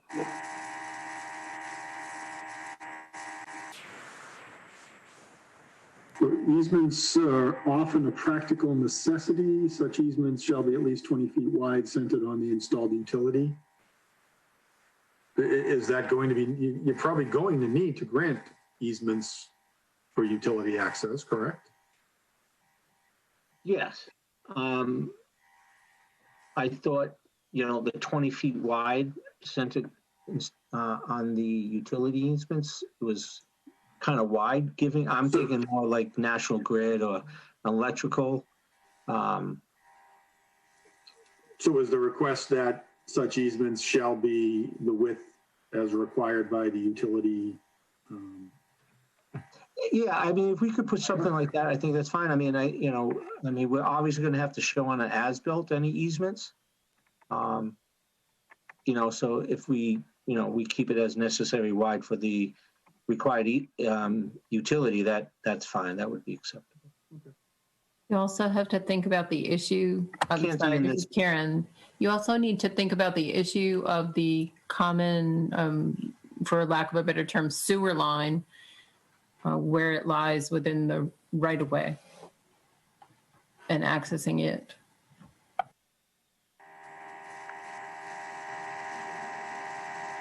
I mean, we could provide us. Well, I mean, I don't know if we would know this at final approval, or, at time of building permit. But with the as-built, we could obviously, Karen, do you believe 20 foot? I mean, you need. I don't think 20 foot would be needed for the private. But we could obviously. Well, is the sewer line going to be located within the right of way for the proposed roadway? I'm not the engineer, but yeah, I would assume that's where it is, 99% of the time, but, obviously during construction, it could change. But I would, as it's proposed now, I don't see any need to have a 20-foot wide. If it's within the right of way, then that easement is going to be available already. Yeah. The lot owners will have the rights to use the roadway, and if and when it becomes a public way, the town would have either the fee interest or an easement, depending on how, what level of title they acquired. However, if there are portions of the sewer that are outside of the right of way for the roadway, then this easement question, will become a valid concern for that.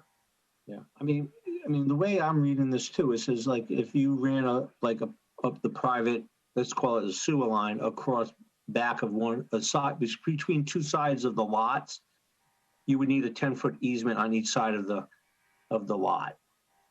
And I think that's a little bit too much, given what we're trying to do. Obviously a common line for some reason, N-Grid or Verizon wants to put Fios down, they don't need a 20-foot wide or 10-foot on each side of the lot and the easement. So. And Mr. Chairman, if I just one comment, I know there is on the plan, there is one, the water line stub in between, I think lots 12 and 13 does propose a 20-foot wide easement for the water line.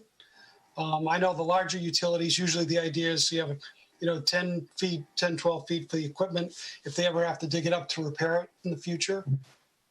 So it may be, again, consider, applicable for the particular utility being involved. Would depend on the width. Okay, but you say right now it does show 20 feet? Yes, for the water line, yep. Okay. I mean, that's why I always add under here, as shown on the plans and granted by the comprehensive permit. So, I mean, if during the construction, we come to a situation where, a utility easement such as electrical, we don't want to have to set aside a 20-foot, but if we're showing them on the plans now, then we would, and the easement would show it as 20 foot. So, I'm trying to cover the waivers are trying to cover every possible situation that could happen. Try to identify it on the plans where we think things would happen and how they would happen. However, we could get in a situation during construction where we would have to provide an easement. However, we don't want to have to be tied to 20 foot if it doesn't necessarily need to be 20. Gotcha. Performance requirements.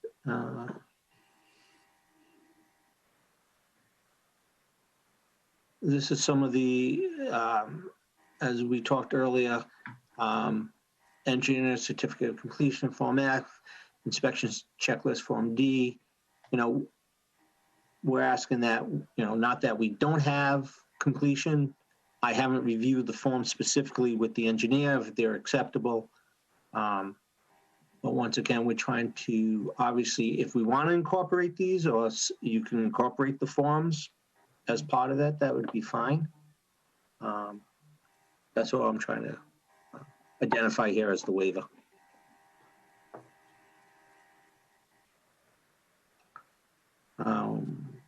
I think that's it for the 6.2. Shoot.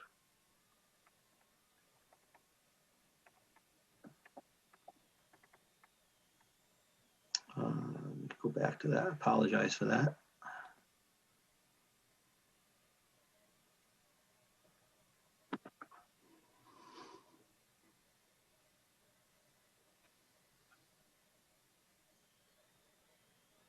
Okay.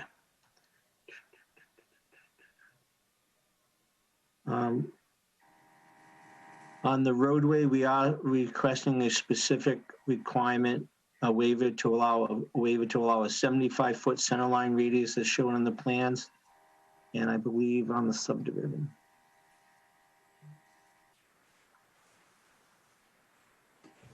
Center line is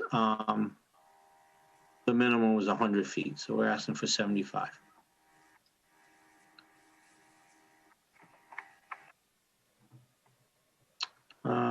The other dimensional requirement we're asking for is allow a 9.35 profile grade as shown on the plans. On that one is similar to the one we requested above. Appendix D is the fee schedule. We're asking for a request waiver of the fee schedule. And Appendix E's are the applicable forms required under the subdivision regs.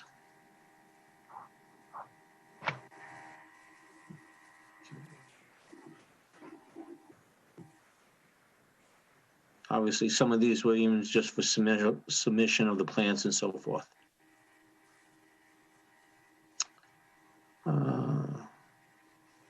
Section 4810 through 4820.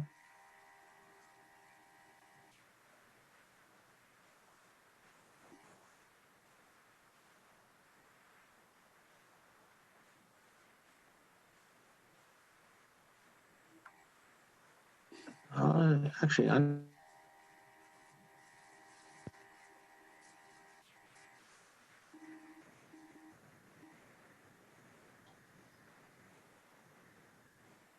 I apologize. That should be removed. I don't recall where that might have been came over from a previous version. Yeah. Under the bylaws, well, the only section within the wetlands bylaws we're asking for is section 3E, any land subject to flooding or inundation by groundwater or surface water, to allow the waiver of the isolated land subject to flooding and to allow the construction as shown on the plans and granted by the permit. It also has come to my attention that obviously we have received order of conditions from the conservation commissions, which will be incorporated into here. But being that this was a local requirement under the bylaw, we're asking a waiver for it. Under the 2019 stormwater and discharge under section 7.1.b to allow the development to meet the DEP stormwater management minimum requirements for discharge and to design to meet 97% to 98% of the total suspended solids and to allow the construction. That's the only section within the bylaw. How does this differ from what is required under section 7.1.b? Yeah, I can pull it up. I think it was the minimum requirement.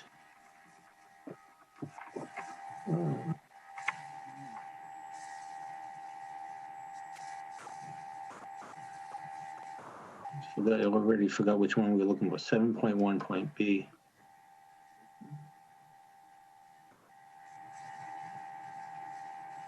Not the right document.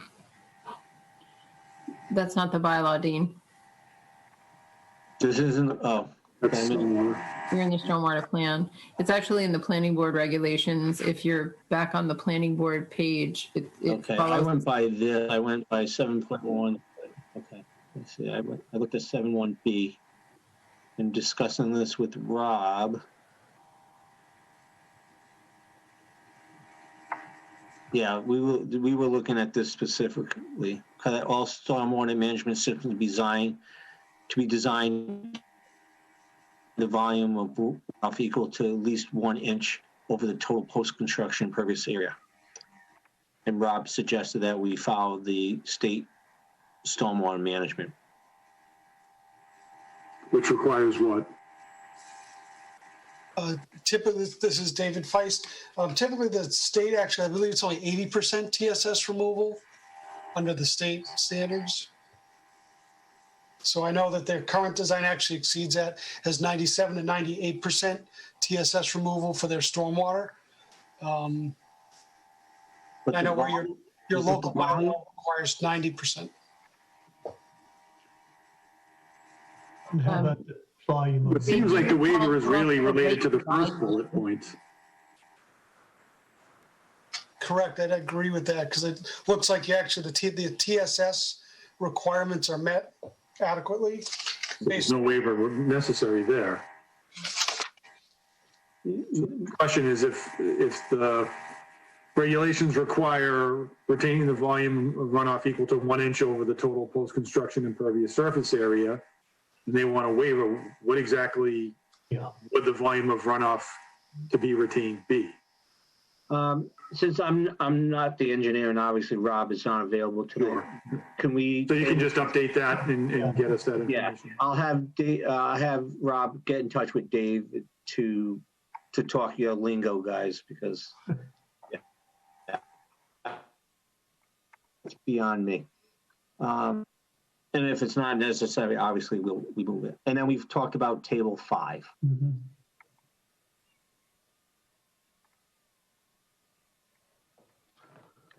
Okay, thank you. So I can update this and one is obviously change. As Karen mentioned, the area of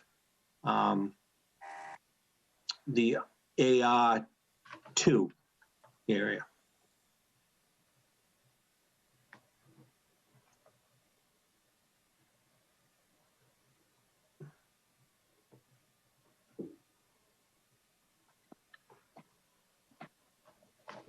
Okay, terrific, thank you. I'm trying to think what else we were looking for from the last meeting.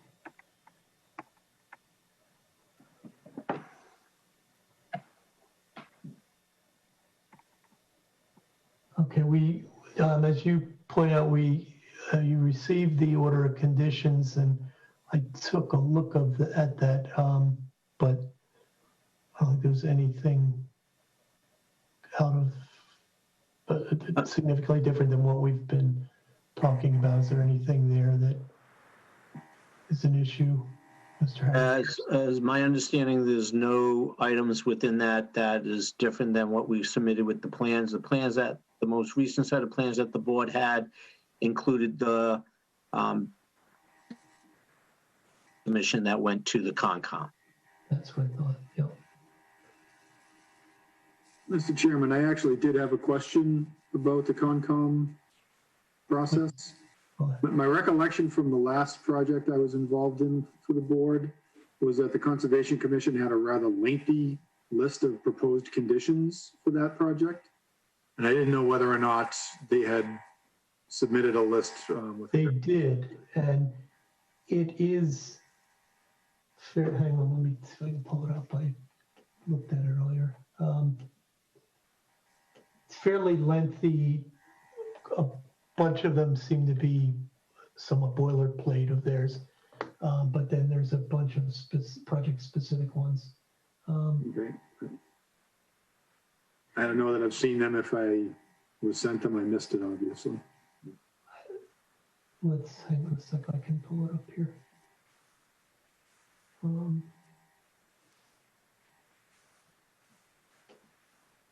course, I don't have it up any longer. I did. Order of conditions.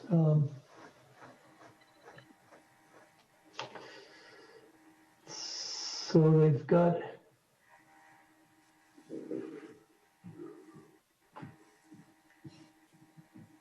the standard conditions from the state that are part of this. And then find their order of conditions. Okay, here it is.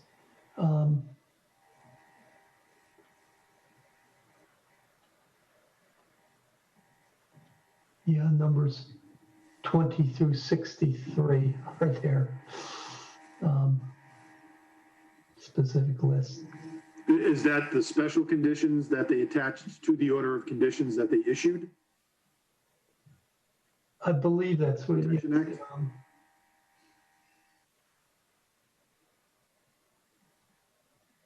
Yeah, it's the conditions. They're the first 19 are, I think, are standard from the state on the form, and then this is what the conservation commission. Right.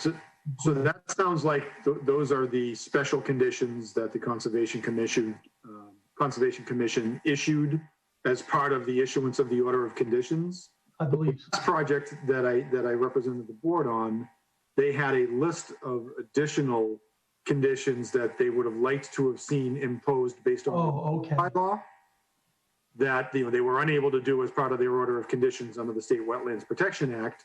So they asked the board to impose them in their decision. So I was just curious as to whether or not they had submitted a similar list. I haven't seen it yet. If they have, okay, we can find out.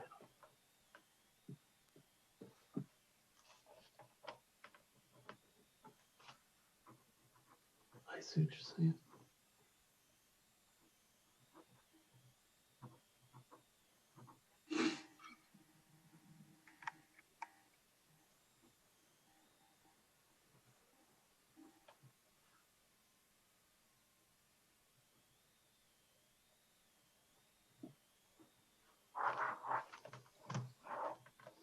Okay, we'll look into that. Don't know the answer. Okay, the other item that has come in, but we haven't. I know, Paul, you've started to draft some things. I just saw that today, so I have not yet been through it. I don't know if anybody else on the board is in any position, but I think we're gonna have to defer any discussion on that. That was just the draft condition of the comprehensive permit. Right. I haven't seen it. I don't know if either of you guys have looked at it yet. I looked at it. I guess my question would be this. So I think when we did this last go around, we had the draft permit with conditions, with the integrated waiver list, and then am I correct that we shared that with the petitioner for comment? And then he came back and we talked about it and we made subtle changes and then we approved it with conditions. So is that the same process we would go through here? be my suggestion, yeah. Yeah, so Mr. Chairman, the intent of this iteration of the draft decision was really to just try to get the ball rolling. Mhm. You had asked me at the last hearing if I could get something for you, just to sort of try to provide an outline to help, moving forward with the rest of the hearing process. But that's exactly how we did it last time. That's how the best way to do it is to share it with the applicant, get their feedback, have all of your discussions as part of the open public hearing, and then try to get it finalized by the end of your hearing process. So, Paul, where you are with this draft is, we'll call it preliminary. You would then advance the draft and then share it. You wouldn't share this version. It doesn't matter to me whether if the board wants to share it now, we can share it now. It's not at a close to a finalized stage. There's still a lot of very site-specific conditions that would still need to be added. I haven't attacked the waiver list at all, which is why I had the discussion at the beginning of how I will address some of these waivers when I get to that point. So it's certainly not at a stage where we're ready to have that kind of a discussion. Hopefully, I'll have the opportunity between now and the next hearing to bring it up to that, and at which point we could share it with the applicant and be prepared to have that discussion at that time. I Okay. think that makes sense. It also gives us a chance to get any of the input from the other boards and our own board on it. My recommendation would be, if we can, let's set the next official ZBA date as the date that we will have circulated both here into the zoning board and to the petitioner, the draft, and then we can all talk about it together, and then manage whether we can do it in another hearing or we have to do it in multiple hearings. We'll manage closer to that draft. But I think that given it's 21 days from today, do you think we can get there? I do. You, Paul. Okay. All right. And then we can get there from the town's perspective, right, Karen? Okay. I think we should just plan to use the 18th as a gate, and we'll chase it, and the applicant will see it at the same time as we do, and we can at least have a good dialogue based on that same document. I agree. So, Mr. Chairman, then the next hearing date would be November 18th. That's right, yeah. I do have another hearing that night. Oh, okay. Then that doesn't make sense. The other way we can manage it, if we were trying to not push into another month. Well, I think maybe we skip this hearing. We can still circulate it by then, because I think if we do, we'll be circulating it very close to that date, and I'd have no problem with pushing it to the following hearing, and we could have back and forth between there. And what would be the date of the following hearing? I don't know. We haven't set it yet. Doesn't want to be the week after that. That's the night before Thanksgiving. Not that Thanksgiving's anything anymore, but. So far, all of my Wednesdays in December are open. Okay. Karen, do we have anything else we see coming in that would impact this that you're aware of? Okay. What do you think is maybe I don't know what the Wednesdays, what are they? Following Wednesday is December 2nd.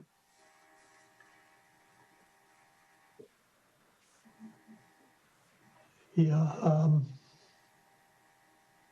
I'd say I would suggest either the 2nd or the 9th. I don't think we probably want to get too much later than that, or we're going to start to run into more likelihood of people having. The 2nd, if possible. I was going to say the 9th is better for me, John. No, I mean, one way, if we could have, I mean, I'm just gonna throw this out, given the duration of time between now and the next hearing, maybe if we were to move to the 9th, maybe we could have a working session in there and just go over the draft. And if there's any just correctness, or, I mean, most of the times when we get to this point, it really is just clarifying a few things. I think, you know, I've worked with Paul long enough that his decisions are pretty much right on target. So, I mean, we could do that. I think rather than sort of a working session, if we could commit to circulate the draft by November 18th. Yeah. Right, that's what I was thinking, and then that would give you a chance to respond or question, and probably us to get back another time, and then have the that works. Then I think the discussion will be more fruitful if we do that. Yeah, then it's really just going through and making sure we still agree on the conditions and how, and, you know, and such. And if that's the case, it's in decent shape. You could vote that night if you so prefer, if we can get through it. It keeps it moving. There, Okay. I just want to keep things moving without, so that we can get to a discussion and I get to a decision. Okay. I'm sure I'm forgetting something, so I will ask that, does anybody from the board recall other outstanding items that we left from the last meeting to try and address tonight?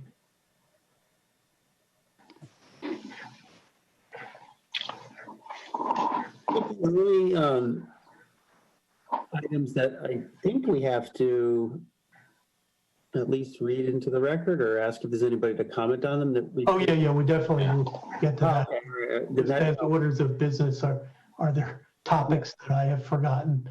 Yeah, I don't think so. Okay.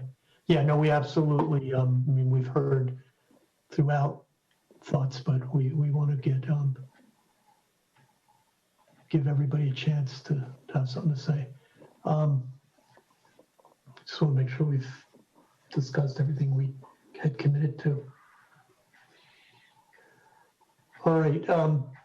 Yeah, that being said, I guess I would like to open up now to anyone. Let's start with, are there, from the discussion tonight or any of the new materials that's going there, are there any questions of the applicant or of the board prior to, we'll get everybody's a chance to weigh in as well. But first, if there are questions, I think that will help anybody else make their comments. So Bob Palandrino, I'm sorry if I've mangled your name. Unmute. Hi, I have a few questions that I want to bring up. First, a point of order.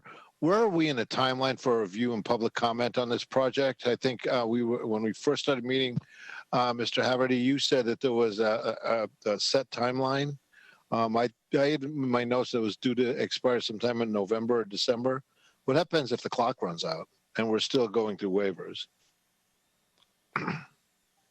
So, Mr. Chairman, through you, all public hearing processes are subject to the governor's COVID lockdown order, which essentially states that all of these timeframes do not run during the period of the lockdown order. I'm hearing that that's going to be lifted as of December 1st.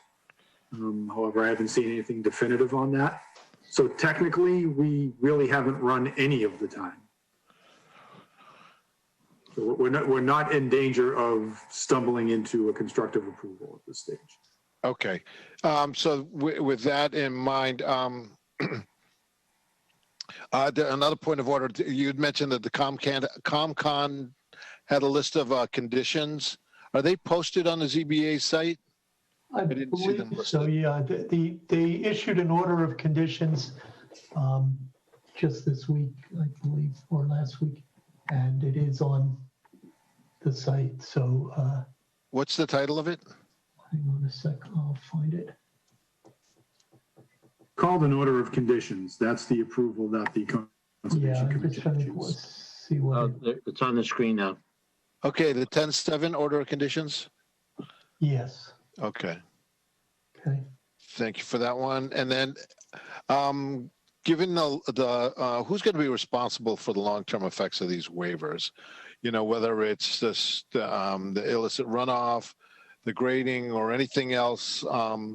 You know, because it looks, you know, it's starting to look like some of these waivers are adding up to a project that may be more congested than was originally anticipated, or may cause problems with the abutters. Is it the ZBA's plan to still require that a homeowners association assume responsibility for this project and its long-term liabilities? Yeah, in the event there will have to be some kind of an organization. And I think as we talked about earlier in this process, there was kind of two approaches to that. One is to require the charter for that and the rules and regulations up front. The other is to set conditions that include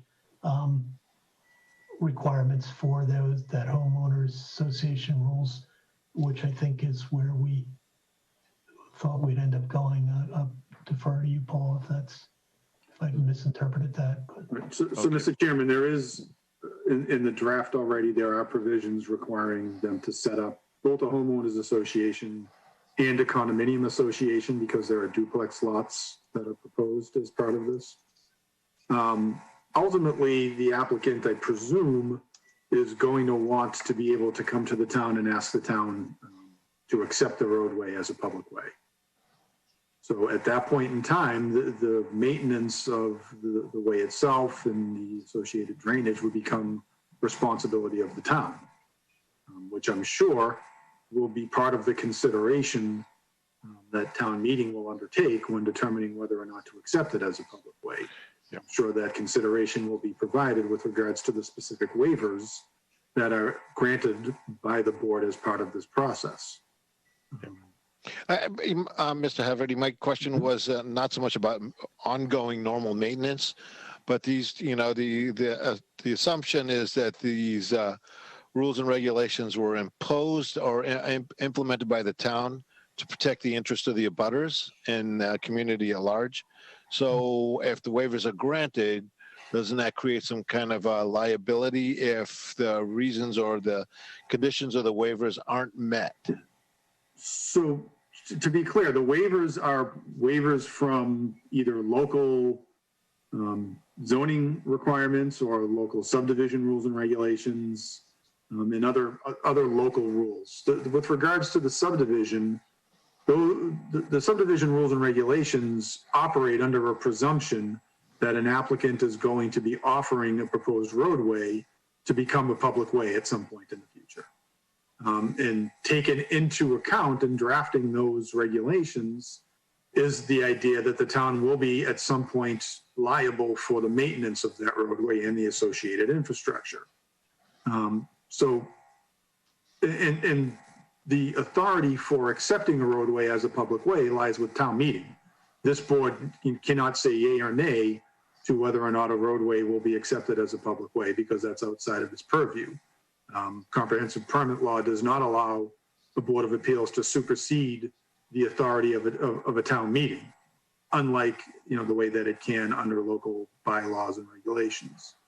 So at the end of the day, long-term, it's likely going to be the responsibility of the town to maintain these until such time as that happens, that the roadway is accepted as a public way. The board's decision will have a provision that requires the applicant to have a homeowners association that will be in charge of maintaining the way. And that'll include stormwater runoff and other issues that may be of concern for the abutters.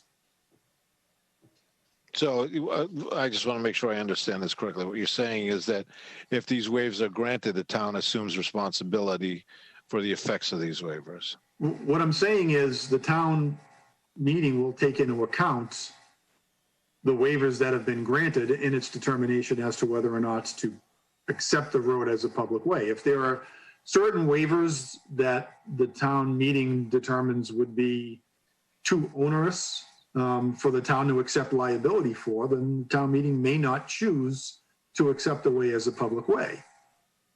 For instance, the waiver having to do with the road grade may be something that the town meeting says this is going to make maintaining this road more expensive than a typical roadway in town. And we don't want the town to be having that responsibility. So therefore, as a group, town meeting may say, we're not going to vote in favor of accepting this as a public way. And that acceptance would require a 2/3 majority of town meeting. So if the town doesn't accept that, what happens then? If the town doesn't accept it, then it remains a private way, and the homeowners association would be responsible for its maintenance and its upkeep. Okay. So for things, I'm just seeing some of these conditions and waiver requests now, so I apologize for that. But, I'm looking at this too. I'm concerned about that sewage disposal area that's towards the back of the project, right on the Ashland town line. Because I'm one of the abutters downhill from that. So that's not a question of the town accepting, responsibility for their sewage disposal system. That's going to remain a responsibility of the homeowners association. That is correct. Okay. And then in the charter of the homeowners association, is there typically language that specifies their responsibilities that were created for things there like should waivers? Be, one of the conditions will be that the applicant has to submit the homeowners association documents and the condominium association documents to the board for review by council to ensure that they cover all of the things they're supposed to cover. And would that also be subject to public comment? It would not necessarily be subject to public comment. Typically, review of the homeowners association documents post-permit would be something that council would review, provide their comments, and it would be sent back as accepted. It usually would not be a public process for that. Could the ZBA, as part of its approval, require that? Could the ZBA require that the process become a public process? I don't think that would be an appropriate condition. I think that to the extent there are specific issues and concerns that the board has or that the neighbors have with regards to how the system is going to be operated, they should be contained in the board's decision rather than waiting for them to be addressed as part of the homeowners association. The homeowners association documents really should just be reviewed to ensure that they are covering all of the things that the board is saying they need to cover as part of their decision. Okay, and I understand. What I'm understanding is that the board's decision needs to include those kind of concerns as a condition of approval.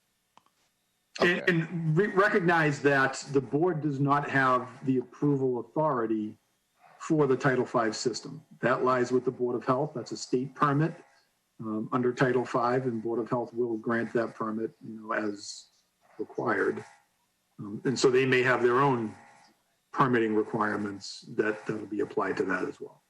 Does anybody on the board know if the health department has issued any conditions or requirements?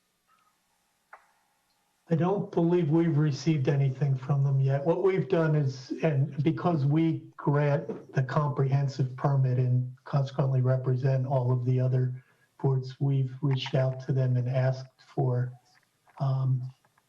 conditions that they would recommend be included.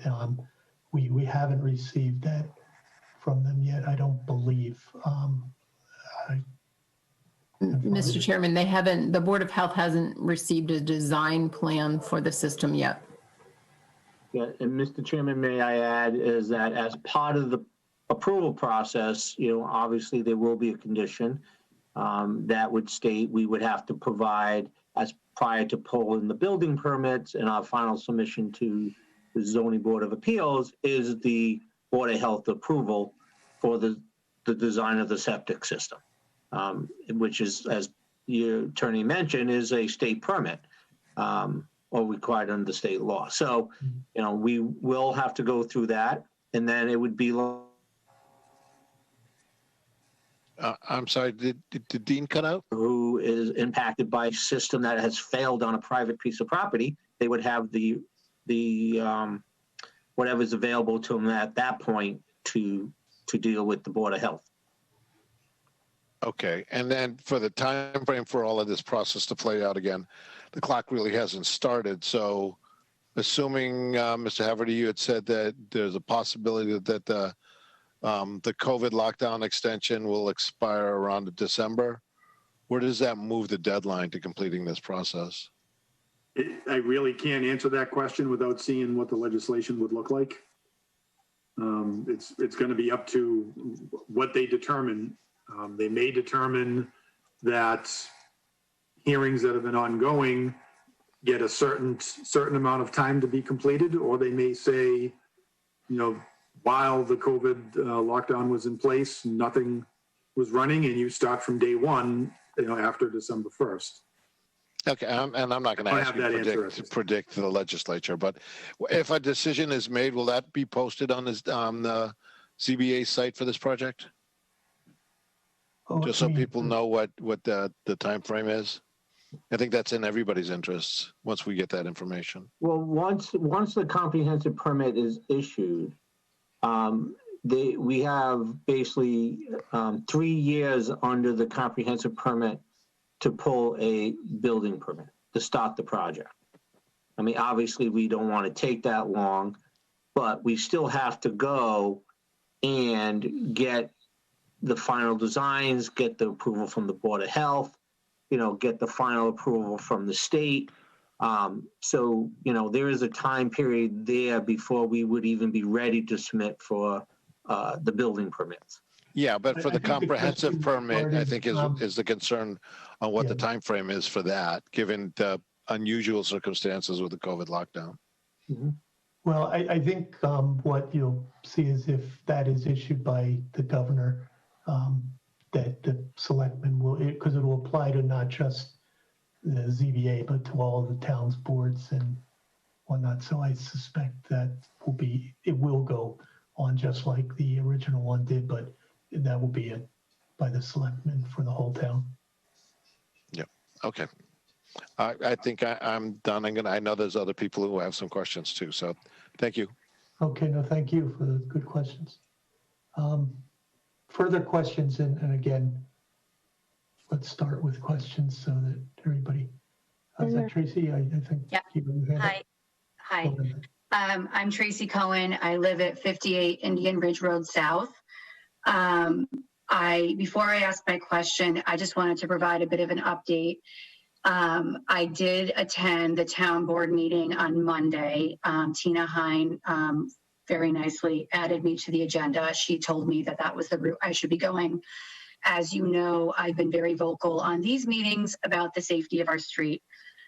So I was advised that the town is working to accept our road to take control of the street. And while we're waiting for that process to happen, that I was supposed to fill out a petition for the Traffic Advisory Committee. So I did that immediately after the meeting on Monday. So there's a waiting period for that, and then there will be a hearing, and that's the avenue that I'm going in terms of signs and having signs posted for the safety issues on our street. I wanted to add that I've been the person that's been very vocal on this issue, but all of my neighbors have submitted writings in support of this position. So this is just not me on my street being the only person. It's actually all of us. And they will get more involved as needed.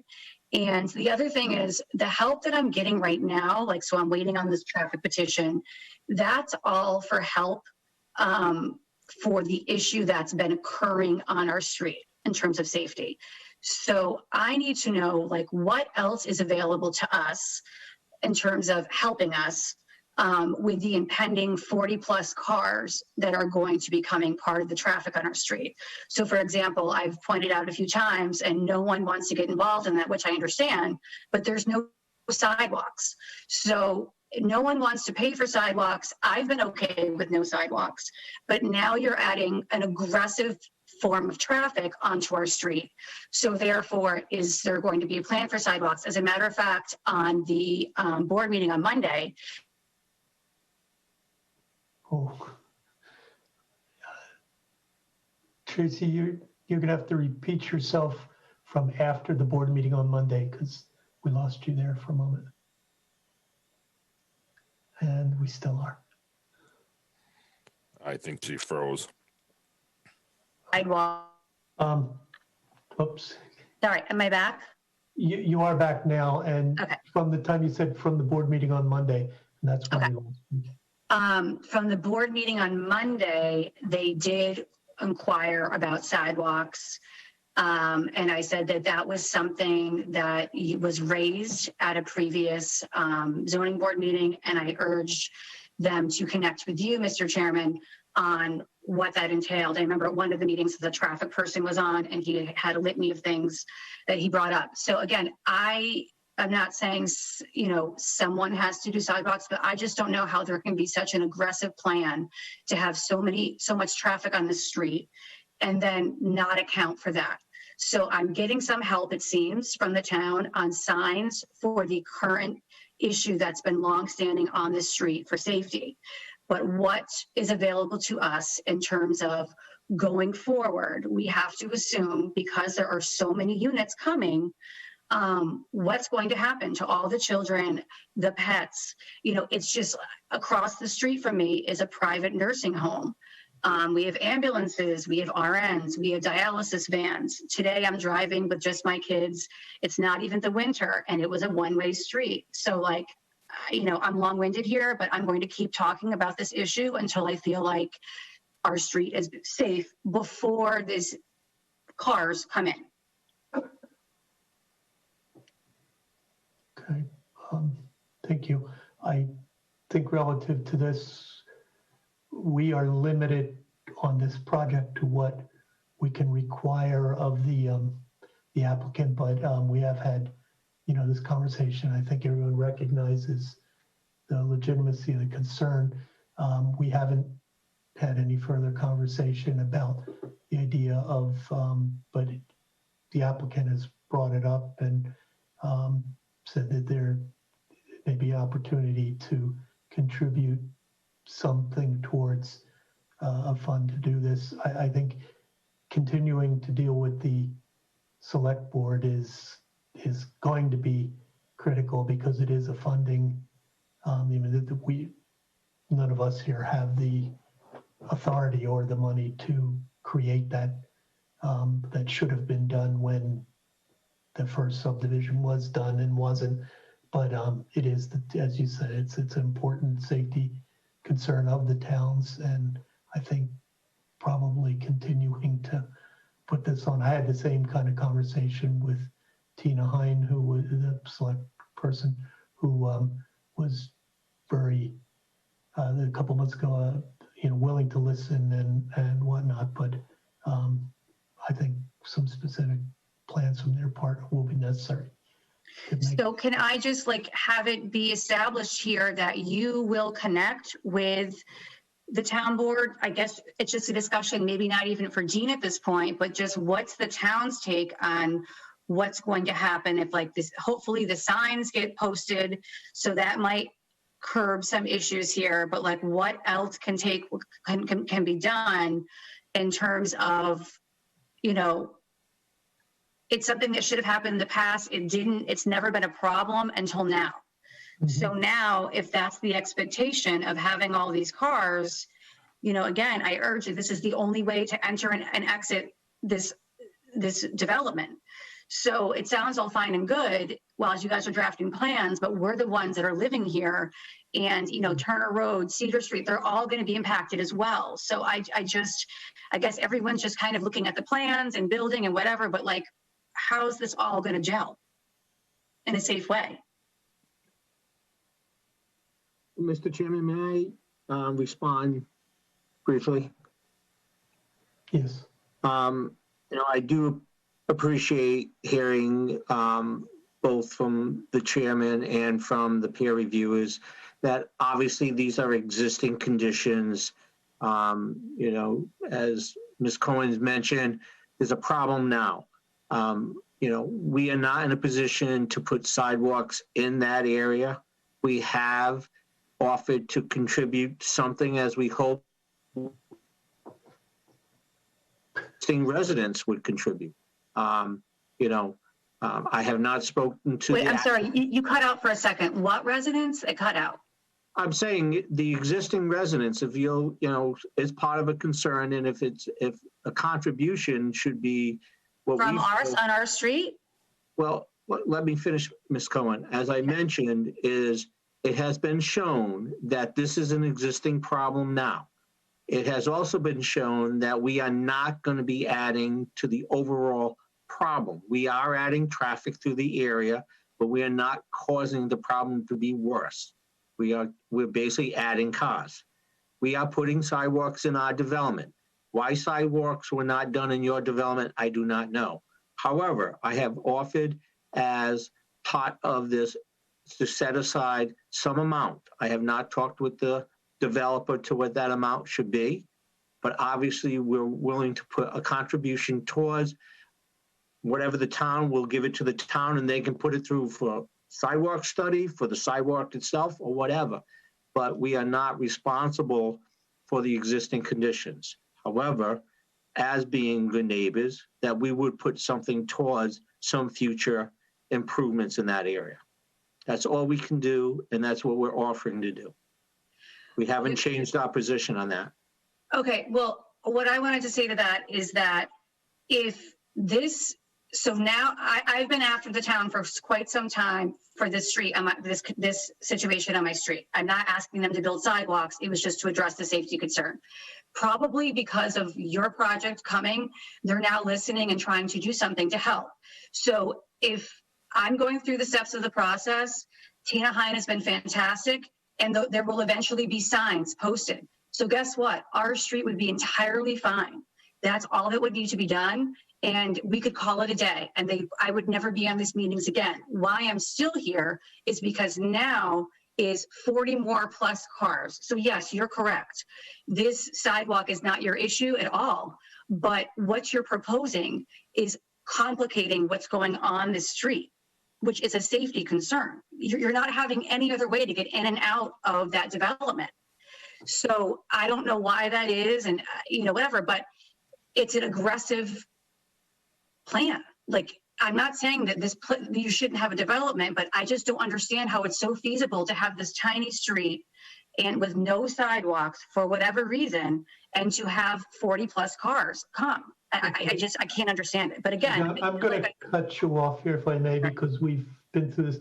I think that there's an issue that's caused by a failure the last time through. I mean, that was never intended to end as a cul-de-sac. There was always the potential for development, additional traffic on there, which is why I presume sidewalks were intended initially and money set aside and not used properly. And I think we can't change history, but I think you've been very clear and very effective in getting the issue out here of the safety. I think we, you know, both the proponent and this board have tried to work to expand and get the people that can do something about it involved. I don't think we're going to be able to solve that problem through this project or through our jurisdiction, but I think we are able to contribute to the solution by raising it. And, you know, so I want to thank you, appreciate it. And it's not to denigrate the concern or underplay it. It's just that there's a limit to what we as this project are able to do. So I want to pull in the conversation and try and focus it on this and continue to work with that outside of this particular hearing, if that's, because it's there, it's on the record, it's been said, and I think you have agreement from everybody here that there's a problem that needs to be addressed. unfortunately, it's not one that can necessarily be put onto this development legally or for any other reason. So appreciate it. Thank you. Okay, I just want to be appreciative of everyone else and respectful of everyone's time. See if there are further questions, and then we can all right, we'll take a look and see if we've got anybody. Okay. Yes. I don't know if you could hear. Oh yeah, I disconnected myself. I unmuted. So I have a couple of issues. I'm the other abutter, and I've spoken about the sewage issue before. I have talked to the person who's at the Department of Health, who said that he, in fact, has not seen the plans yet. And so my question is, when those plans are evaluated, are we going to be able to hear about how that sewer system is going to affect the abutters?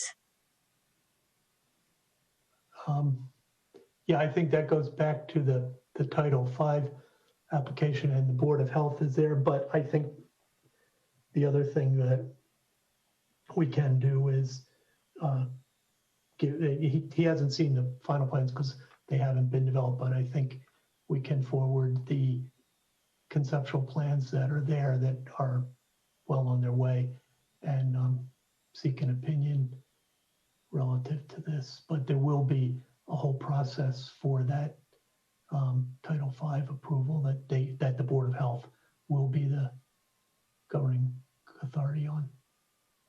So I did want to, I know it's late, but I did want to bring up one other issue, okay. And that is the water pressure. So in Mr.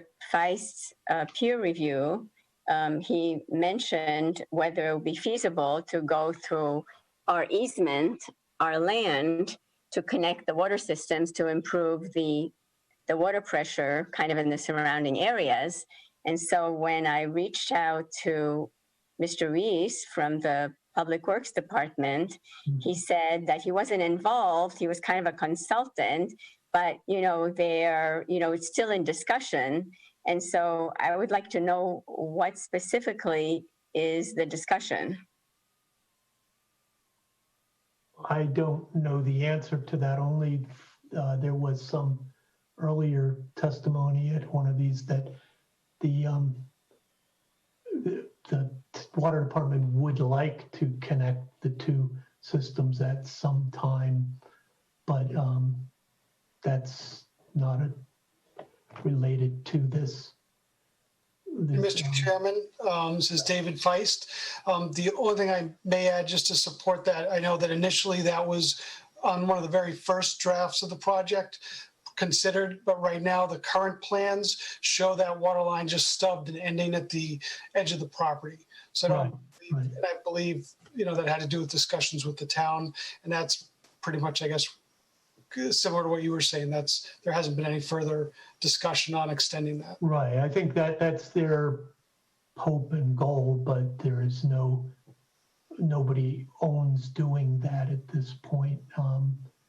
That's long been, from what I understand, and then this is anecdotal, that's long been the hope, because that would be a good one. And so if I'm not mistaken, the plans here show it going to the property line and stubbing, and in order to maintain the pressure, since it's no longer, or since not yet on through, you've got to, you show a boosting station, if I'm not mistaken. Is that true, Mr. Harrison?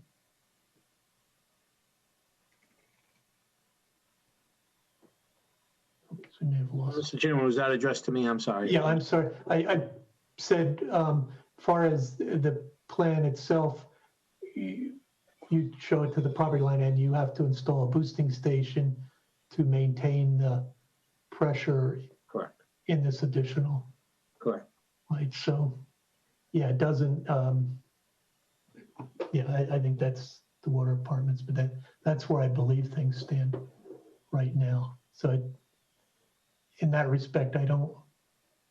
From what my understanding is, it shouldn't have detrimental effect, but it's not going to solve the problems that that connection would from what we heard. I don't remember who it was from, but one of the earlier meetings. That's my take. Thank you. That would be, seems like ideal. Ann, go right ahead. Ann Buckley, yeah. Sorry.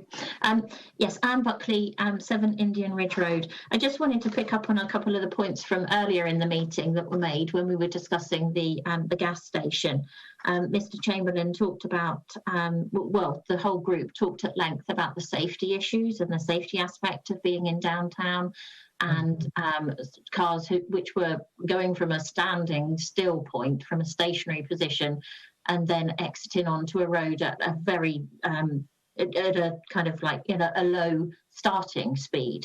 And great discussion was given to that. And I think that we would just appreciate that same level of discussion around the safety aspects here. I know that you've heard from Tracy. I know that you've heard from all of us on this issue, but I don't believe that we can say that the development is not going to affect that road. It will totally affect that road because we're going from a cul-de-sac to a straight road when cars will be travelling at speed. The other thing that Mr. Chamberlain raised with regard to that article, which I thought was particularly interesting, was the effect on the existing residents and how something that goes in is either detrimental to them or enhances their existing livelihood. And I think, again, we'd all appreciate that same level of discussion and consideration to be given to the points that we're raising here. I know that we're revisiting points that we've talked about on numerous occasions, but that's because we don't feel that they've been addressed and resolved. I was surprised to find that we're going through a list of waivers, and basically the list of waivers is writing off anything that is getting in the way of the project. I feel that that needs to be brought back in hand, and that we need to have really sort of take each point in its own right and assess it. And I know that that's the job of the board, but I feel like this is moving at such a pace that I don't understand how we're suddenly writing everything into waivers and assuming that it will be approved at the next meeting. There was a comment made sometime into this discussion that we would issue the papers on November 18th for potential approval of the project at the next appointment. It's beyond me how we can be at that stage when there's still so much left on the table. In particular, with the acceptance of the road going from a housing association or a condo association to being a right of way by the town, there are extensive problems over the other side of town in Mohawk Path, where the town has not accepted a road. It causes the residents problems every single year. Their children can't get picked up by the school bus. There's problems with snow ploughing. This is not a minor consideration. This is something that should be top of the agenda. If we're talking about putting 24 family homes in, then how are those people going to be serviced if we're talking about making adjustments to waivers that allow the considerations to not make it a viable project for the town to accept? I really am struggling to understand some of these waiver proposals and requests. So my ask is that we slow down, we take a look at everything and how it affects everybody in this situation, and that we regroup and that we consider it and we discuss it. I feel like this is no longer a discussion. I feel like we're just charging through the process, and I'd like to just take stock for a moment. Okay, thank you. I will address one thing. The reason we went through that list of waivers was that those waivers were requested as part of the initial application, and we have trying to do exactly what you've said, asked the applicant to list them. He absolutely, he has the right to request and receive waivers from all of these things. That's part of the law that stands behind this. What we were trying to do is to understand specifically what those waivers were, and that's what tonight's meeting was. It was not to accept them. Okay. Just to It just understand feels them. extremely premature, kind of coming into the meeting. I wasn't expecting to just launch straight into a list of waivers and then to suggest that we're at approval stage at the next meeting. Well, we're not. That rings alarm bells for me. What we are suggesting is the way that typically in these projects, the waivers, they have the right, and there's a reason for a lot of it is to do, but that what our opportunity is to write conditions into any decision that we get that make up for the perhaps, again, as you heard, some of those, the waiver is not in the content itself, but in the administration of that, for instance, the law says that the planning board will do an inspection. Well, the planning board won't be in this case. It's the zoning board of appeals. So they need that waiver. Some of them are more substantive or engineering related, for instance, the 75-foot turning radius versus 100-foot turning radius. Those kinds of things we have to decide and say that these are acceptable or they're not acceptable. And that's exactly what we were trying to do, is rather than the initial application asked for waiver of all appropriate, well, we want to know exactly what those are so each of them can be considered on their merits. And that's what you heard us talking about, a draft of conditions. That's exactly what that would be used to do. So that if that soothes your concerns at all. Yeah, I mean, that's the process that we're going through. And the way, as you've been involved with these throughout, I think when we are able to have a cooperative relationship with the applicant, which is not always the case. Sometimes they're much more combative. Right. We typically found we're able to get to a better solution for all concerned. For instance, Mr. Harrison has offered to contribute towards a sidewalk solution. That's something we would have had a very, very difficult time to do in a confrontational way. We don't have the right to force some of those kinds of things. However, this process that we've had to date and would hope to continue through will be a cooperative one in which we offer suggestions or solutions or requirements and discuss. And I think everybody here from the residences are in that cooperative state. We are trying to find a solution to this that keeps everybody comfortable with the situation. But everything that I've heard this evening in terms of those waivers points to the fact that the scope of the project is too large, and that the simple solution is to reduce the number of units. Now, if that affects the grading, if that affects the borders, if that affects the trees, the open spaces, every single waiver points to the fact that there are too many units being proposed on this development. I'm reassured by the open communication, but I need it to stay that way. And I feel like it's suddenly in fast forward, and it doesn't feel like we're able to keep up as residents. Okay, well, I want to just comment, and Paul, you can gut check me on this, but I think under the provisional statute that we're dealing with, I think you can put up to 8 units per acre. It's a really dense number of units allowed. So, this project is in scale and scope. I know it's big for your backyard, but it's not big given the area that can be developed. But it's big given the geography of the land. The land is a rock quarry. That's fine. I'm just telling you that the scale and scope is actually small and compared to what could be there. And I'm not supportive at this point of anything. I mean, this is the permit process, and we're going through the entire process. But you do have a developer here that's willing to listen, and I think is being somewhat responsible given what could be there. This is a statute that gets, that's used in an abusive manner in many cities and towns. I know you don't want to hear that, but we've had to unfortunately hear lots of those applications. But I think where you guys are in the process, both in terms of scale and scope and timing, is okay, and we're still in it. But we have been at this since I think March or April, and we're still going to continue to have this dialogue. So I would say your concerns are all valid and they're being heard, and keep it up because this is a public process. But I think we've accomplished quite a bit to date, and I hope we can continue to accomplish more because I'm hearing concerns from particularly you as butters that are real. So let's keep working at it. But I did want to just put in perspective that scope-wise, I know it's in your backyard. It's not in my backyard, but I am a resident here.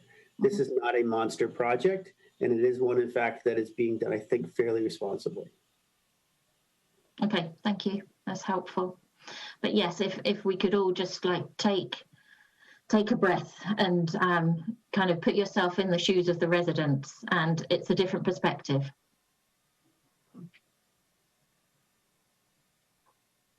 Thank you. I agree. Bob, is your hand up again?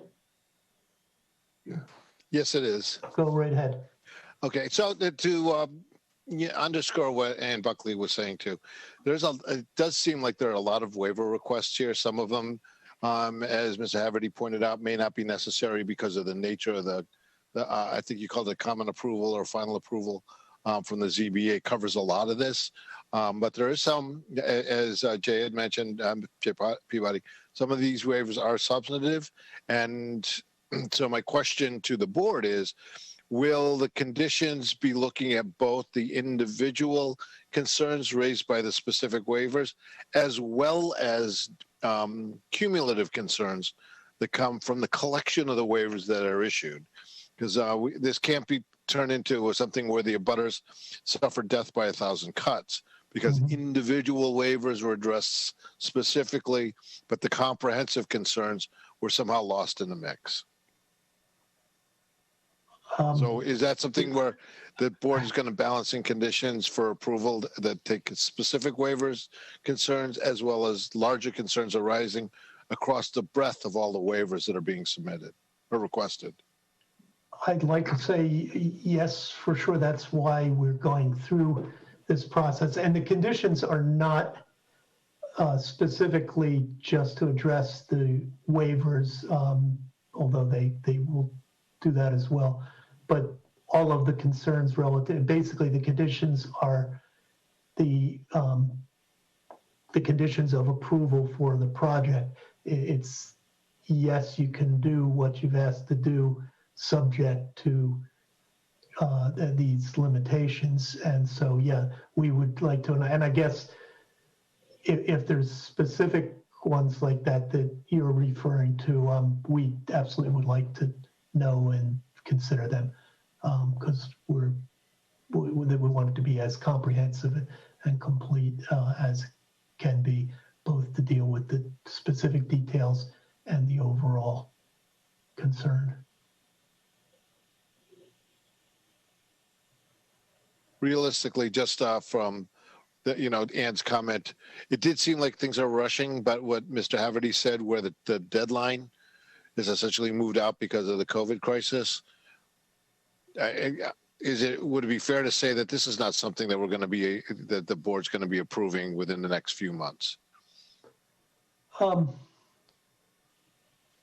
won't say that, because I do think we are reaching the point where most all of the information has been received. There's still opinion also. Yeah, I don't know exactly what the time frame will be, but we would like to reach a conclusion once we have all of the information and are able to organize and go back and forth. So I don't think it will be in the next few weeks, but I would hope it's within the next few months. Yeah, but wouldn't you know. Finalization of the ComCon's conditions, and then some hearing on the Title V application need to be Well, held? the Title V application will be separate from this. The comprehensive permit won't address the details of that. That will be its own entity and its own process. But the other issues all fall under this.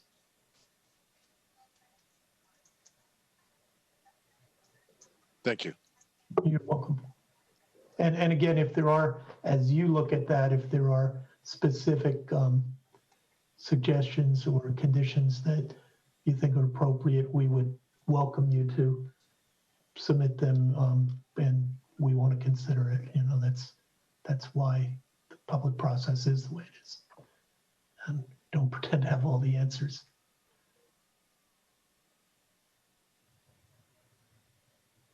Okay. Thank you. I guess we've sort of moved from the question to the thoughts, but if there are additional thoughts that people want to share with us, I give you the opportunity here.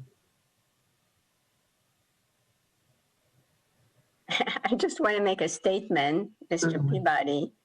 With due respect, the fact that things could be worse is not enough to minimize our concerns. And I felt it was kind of a rude statement, really. Anyway, that's all I wanted to say. Okay. Thank you. I apologize if you took it that way. It wasn't intended to be rude.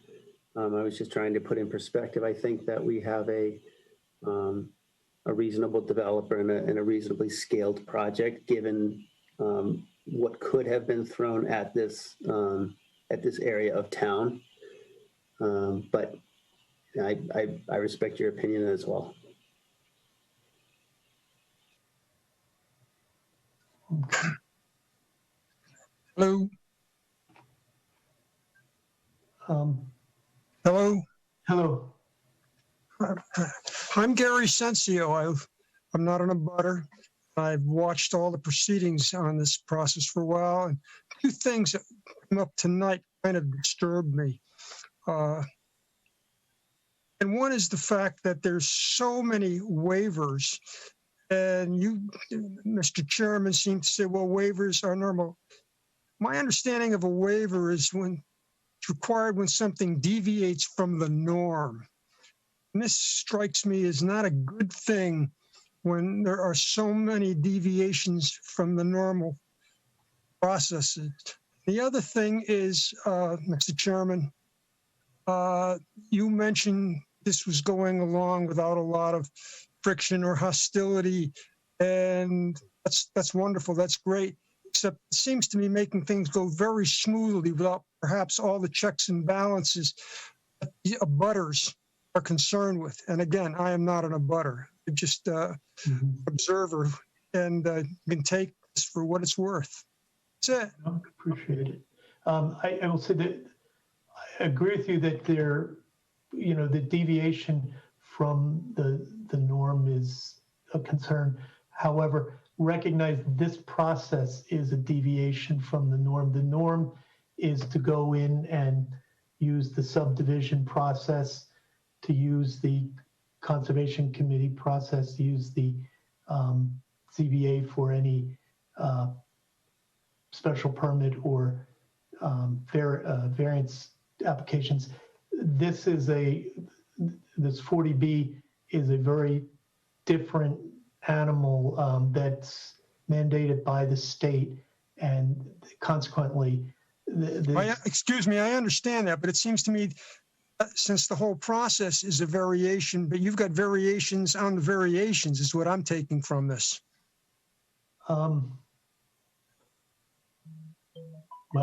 I'm not sure quite what that is, but I think there are absolutely deviations and there are requests for waivers, but that's because that's what the law allows, and that's why we want to consider each of them on its merits. Not we can't stop the number that have been requested, and frankly, from the other projects. Wouldn't it be a good policy to make sure that every one of these variations, these deviations are, each application for one is covered comprehensively to the satisfaction of all of the abutters before we go ahead with the whole general process? That's exactly. I'm referring to Mrs. Buckley's talking about the pace with which this is going through, and perhaps some things are going to be glanced over, my word, not yours, which might sound pejorative, but it's just the way it strikes me. Oh, I hope not. That's certainly not our intent. And as I said, the reason we went through them, we asked the applicant to provide this list and to review them with us is so that we make sure we don't allow that to happen. It'd be good not to lose sight of it as the process moves along and the effort of making things go smoothly. And I hadn't planned on speaking, but I did, and I'm not going to say anymore. I'm turning it back over to you, and I'm going to mute myself. Oh, no, don't do that on account, but no, I appreciate your thoughts. And I just want to assure you that while maybe it doesn't seem that we are looking and reviewing each of these, we're trying to get appropriate expert input from either our colleagues in other committees on the town that have more experience or more typically deal with these than we do, as well as peer reviewers like Mr. Feist and our traffic reviewers and things like that. So that's our goal, and our hope is to gather all the appropriate information, make a decision that's in the best interests of the town and the townspeople, and that it be fair and comprehensive. That's what we're trying to do. So I've tried to keep this as transparent and as open as possible, and will continue to do so because that's our goal. We also have to recognize, though, that what is in the town and the townspeople's best interest isn't necessarily us digging our heels in and saying no, because that's happened and it gets then overturned, and you end up with not the reasonable solution, but what somebody has come in for. And I think that's a little bit what Jay was referring to. You can the applicants, given the nature of this legislation, have a lot of rights to do this that are more than what typically our subdivision laws and bylaws contain. So we're trying to work with all that. But that being said, please keep us honest, keep us straight, keep telling us the things that are important to you. We're going to listen.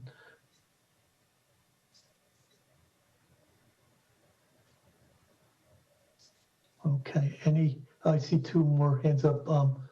Bob, you're on again?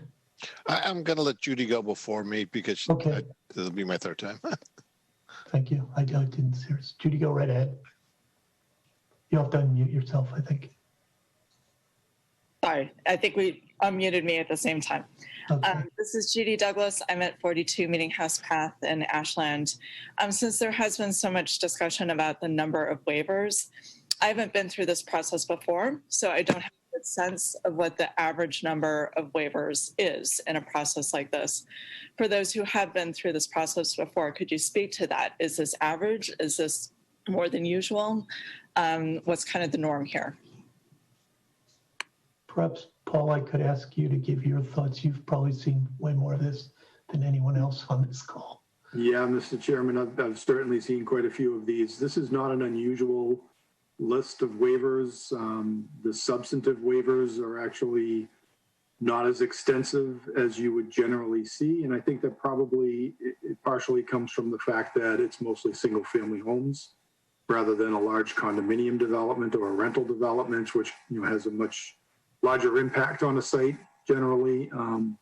and therefore results in a greater number of waivers that are necessary. But the point of the process that occurred tonight was not really to discuss whether or not to grant the waivers that had been requested. It was really more to make sure that we actually had the required specificity to the waiver request so that the board actually knows what specific provisions of the local rules and regulations would be waived and to what extent they would be waived. And then the board would come back and go back over the waiver list and make determinations as to whether or not it's appropriate to grant those waivers. And that process would be reviewed through the lens of the specific conditions that would be contained in the board's decision. So I understand the perception that it seems like things were moving really fast tonight, but really what was going on was simply a way to try to get a better idea of what exactly is being requested so that the board can go through its process and make sure it's making the proper decision. In particular, I was interested in the waivers regarding the subdivision rules and regulations. And I wanted to make sure that the board was aware in making its decision on those waivers ultimately that because it's going to be accepted as a public way, there's a different impact associated with the waivers that are being requested. And I wanted to make sure the board understood that. And I want to make sure the applicant understood as well, because it also impacts their ability to get the roadway accepted as a public way if there are too many waivers that impact the costs associated with the town maintaining that way. So the board went through an appropriate process tonight, but there is still certainly a significant amount of work left to do. Thank you. Chairman, can I ask my question now? Please do. Yeah, it's a follow-up to this too, because, on initial review, looking at the number of waivers and everything, I got a sense that there was scope creep occurring. But during the course of the discussion, I learned that some of these were more procedural waivers without a material impact to abutters, but some were substantive. Is there a way that we can get the waivers organized into procedural versus substantive requests so that we can focus on the things that are truly substantive to the abutters and let those with the experience, like Mr. Haverty, deal with the more procedural matters that are less concerning to abutters? Yeah, I would think that was a lot of what our goal was tonight and why we went through them one by one and went through the specific sections of either the bylaws or the subdivision rules, whatever that they were seeking,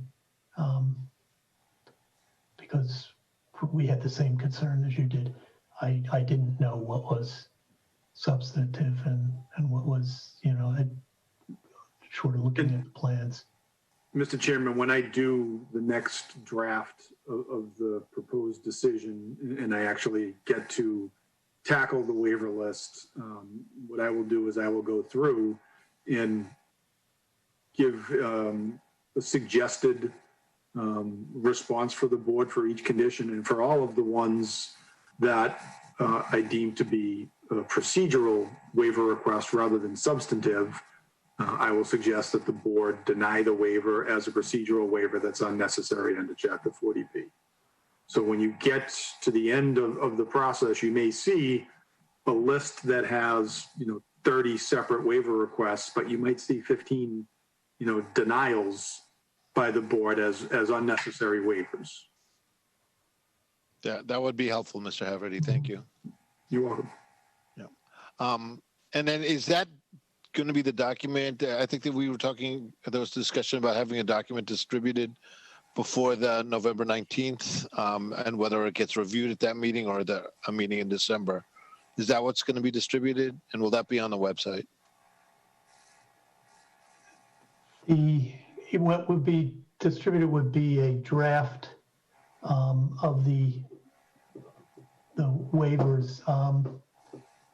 I guess I'd have to think about it. I don't think I'd have any Wouldn't it just be, Mr. Chairman, wouldn't it just be, it would be a draft decision with conditions, and it would pick up the waiver requests and then Yeah, it would be all the conditions. I'm just thinking in the draft form, and I'm thinking out loud here, I don't think I see any reason why that couldn't or shouldn't be on the website, as even though it's a draft document. As long as we label it as such, I don't mean to throw that out to folks on the board. Or Paul, is there any reason that I mean, that's the same thing we're going to discuss in a public meeting. So I would. Mr. Chairman, I'm not aware of anything that would prevent you from making that available to the public. Yeah, so I conditionally would say, yes, I think it will be out there unless there's a reason that it can or shouldn't. But we'll just have to make sure that people are aware this is a working document.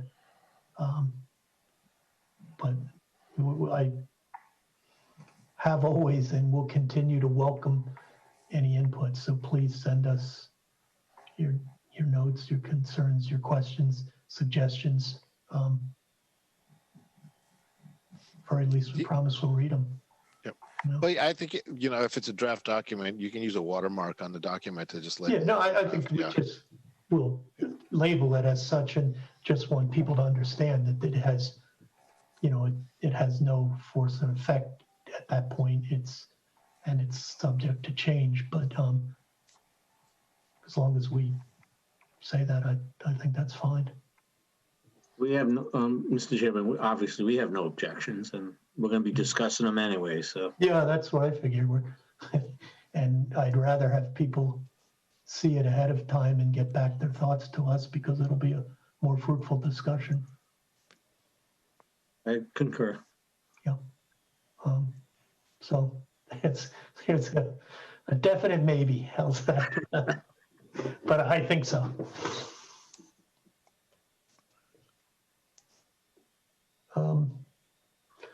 Okay, anybody else have comments or thoughts? All right, then we will continue. I guess we'll need a motion we'll continue this hearing until the December meeting. Date for December? Are we going to, is it the 9th that was okay? I thought the 2nd had some issue. Yes. If that's okay. Okay. I'll make a motion. So I'll make a motion. We continue the public portion of the hearing on the comprehensive permit application made by Indian Ridge Realty Trust for the property located at, it's known as Jeffrey Park, until our next meeting scheduled for December, sorry, our meeting scheduled for December 9th, 2020. Second. Moved and seconded. Further discussion? All those in favor? John, aye. Jay? Aye. Mark? Aye.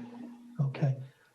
So, and then we will, between now and then, circulate the draft of the proposed conditions. And I don't think there's anything specifically. I think, Karen, we should probably make one more pass at all of our colleagues to get back anything they want to see in there. Specifically, if the Concom has additional conditions that they would have liked to see, desired conditions like they did the last time. I forgot about that as well. Mr. Chairman, I'll just add that we also discussed the ability to have our engineer speak with your peer reviewer to discuss something. Okay. Yeah, on some of those specific issues that came up in the discussion of the waivers. Correct. We can resolve those and get the right kind. And I think we'd like to get the Board of Health to at least see if they haven't already, these, knowing that they're going to eventually get the Title V. So if there's anything relative to that that's material to us, they can tell us now, not wait. I think, again, the applicant would rather find out now anything he can, but I don't think they're going to do a whole lot without the final design. All right, well, thanks to all who have, again, shared your suggestions and thoughts and opinions. We do appreciate it, and I will say we are listening, even if it doesn't always seem like we're acting on everything that's out there. We do want to know, and we're all in this to get it done correctly and properly, and not have to be browsing about it. Jay, Mark, and Liz, do you have time to stick around? We have, we voted on, we closed that, right? So, Just that special permit, right? yeah, we just had the one special permit. Karen's probably already, so we might as well finish it. I'm sorry? Because like Karen's probably sitting there drafting it as we speak, so. Wait, the variance you mean, is it a variance? No, it's a special permit. Special permit. Oh, because it's pre-existing. Yeah. Mr. Chairman, you're all set with me? Oh, we are. Thank you very much, Paul. Thank you all. Have a good night. Thanks, thanks, Paul. Have a nice evening. Thank you. Everybody else is welcome to stick around, and we're going to do our deliberation, or you're also welcome to enjoy the rest of your evening. So thank you. As everybody drops off. Yeah, well, prerogative. Before we drop off, yeah. Okay, so we have one special permit.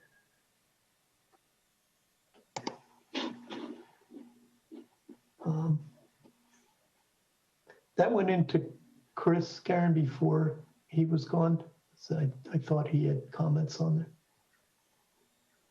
On this special permit, sure. Yeah, he did. Okay. Chris is, he's still on the clock. I'm sorry, still what? Chris is still on the clock. Oh, I didn't realize that. I thought Yep. he had actually left. Oh. Oh, well, how long is he? He's working part-time, and I believe there's going to be at least a week of overlap. Oh, okay. I'd just like to. By the way, I liked the typed up application with the comments. You could actually read them. Yeah. Yeah. I was suspicious. He still always know the handwriting. Okay. So, special permit, any thoughts, any issues with it? Seems to be straightforward. It seems like a nice house. Seems like very appropriate for that location. And they kept it within the old footprint. The only thing that's different is that they would just have to make sure we had the 8 feet. Yeah, the front setback. So the 33.6. Right, so what condition? 25.6 feet. And maybe give them an extra foot. Yeah, I think that that probably has about a foot in it, but we could call it 25 feet if we want. Yep. And that's to the, I can pull it up again. That's to the front? Yes. Yes.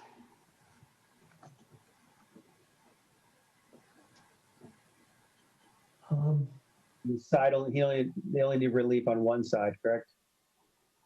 The northerly side? Yes. Yes.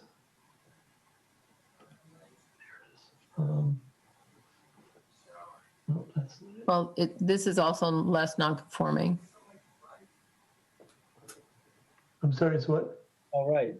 The side is also less non-conforming than it is currently. Yeah, because they're moving back like a handful of feet, which is going to make it. Yeah. Okay. As is the front, right?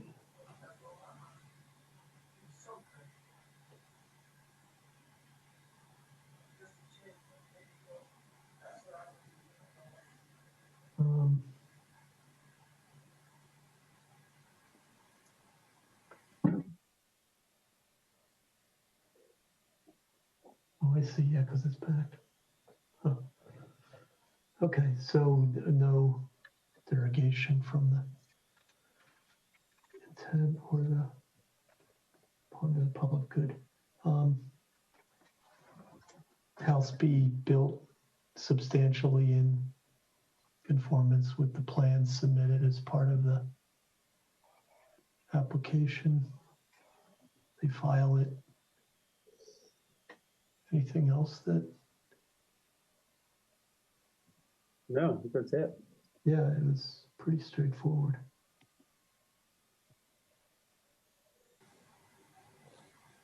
You going to make a motion? Please do.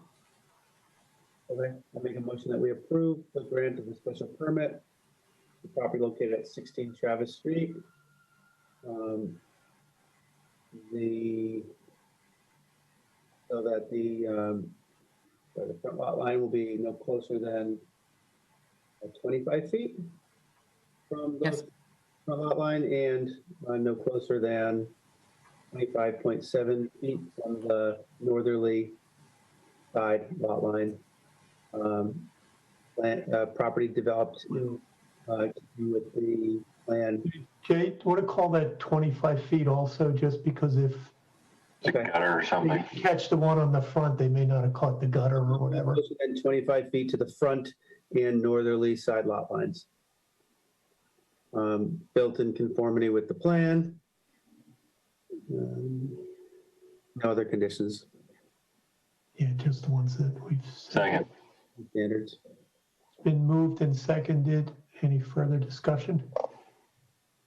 Okay, we'll move to a vote, voice vote. All those in favor of granting special permit as described, say aye. John, aye. Jay? Aye. Mark? Aye. Liz? Aye. Okay, thank you very much. So our two coming up meetings, I just want to put them in my calendar so that it's the 18th of November and then the 9th of December. Yep. Okay.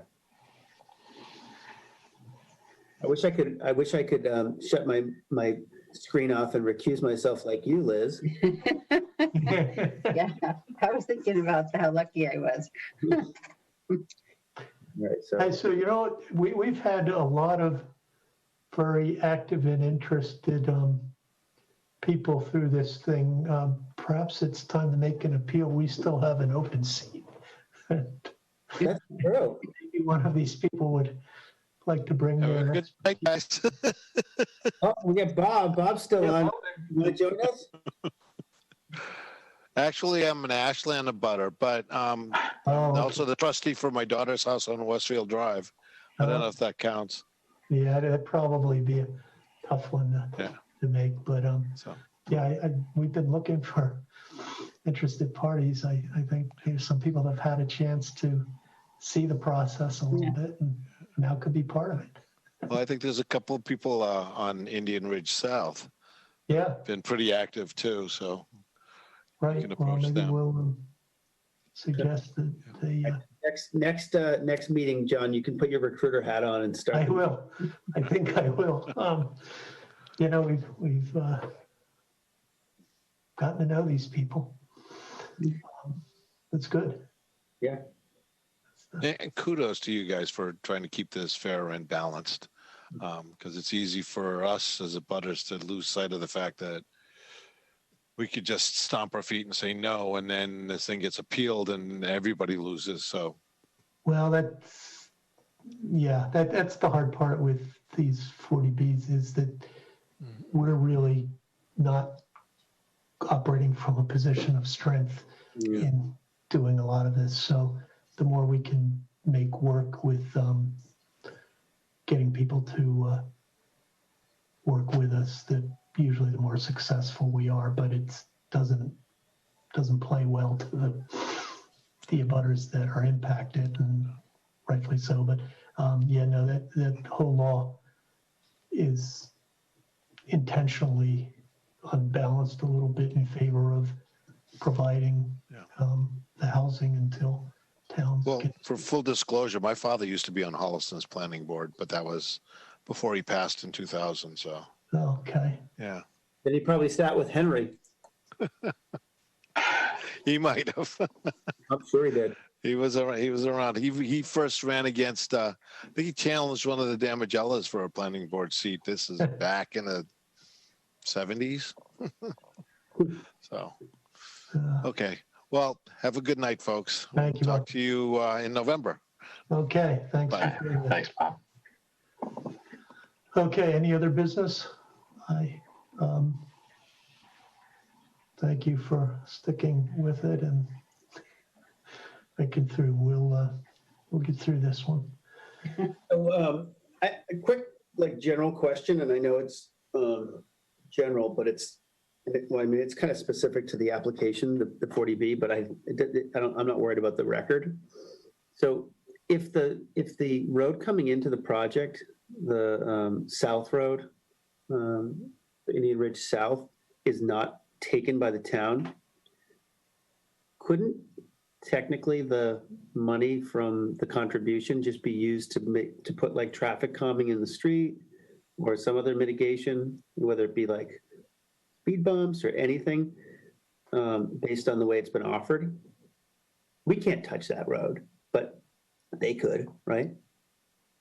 The residents could, because it hasn't been taken. It doesn't belong to the residents. It belongs to a developer. Oh, it does? Yep. Oh, strike that. Okay.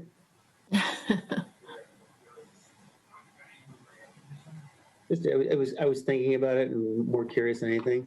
Are the developers still, are there lots still on that, undeveloped lots on that road? No. He just hasn't turned it over, or? This developer walked, which is part of the problem. So with part of the seizing the bond, the planning board had to make adjustments with what was left. Some of the install of the vertical granite curb was not good. So that was the sidewalk money. Okay. All right. I like John's background. I need that right now. Thanks, John. Yeah, well, it turns out, let me get out of the way. My wife was using my Zoom last night, and that's her picture. That's actually a view from my mother-in-law's place, the Cape, and the boat in the foreground is my son and daughter-in-law and grandson standing by, and the boat behind it is our boat. So That's lovely. yeah, that's what she wanted for hers. So when I came on today, I hadn't changed it, and somebody in a meeting earlier today said, "Oh, that's where I want to be." I said, yeah. Nice. But anyway, I was getting a little stuffy with that Holliston sign behind me. I've got a Cape wannabe right now. Oh, is it a 420? We had Yeah, it's a 420. That is a 420, isn't it? Yeah, nice. Great boat. I Fast. think, oh wait, no, it may be a Vanguard 15. I'm not sure. He has a Vanguard 15, but I think it might be his boat. I don't know. I don't remember. But roughly the same thing. They're pretty much the same old thing. So anyway, so anything else that needs to be said?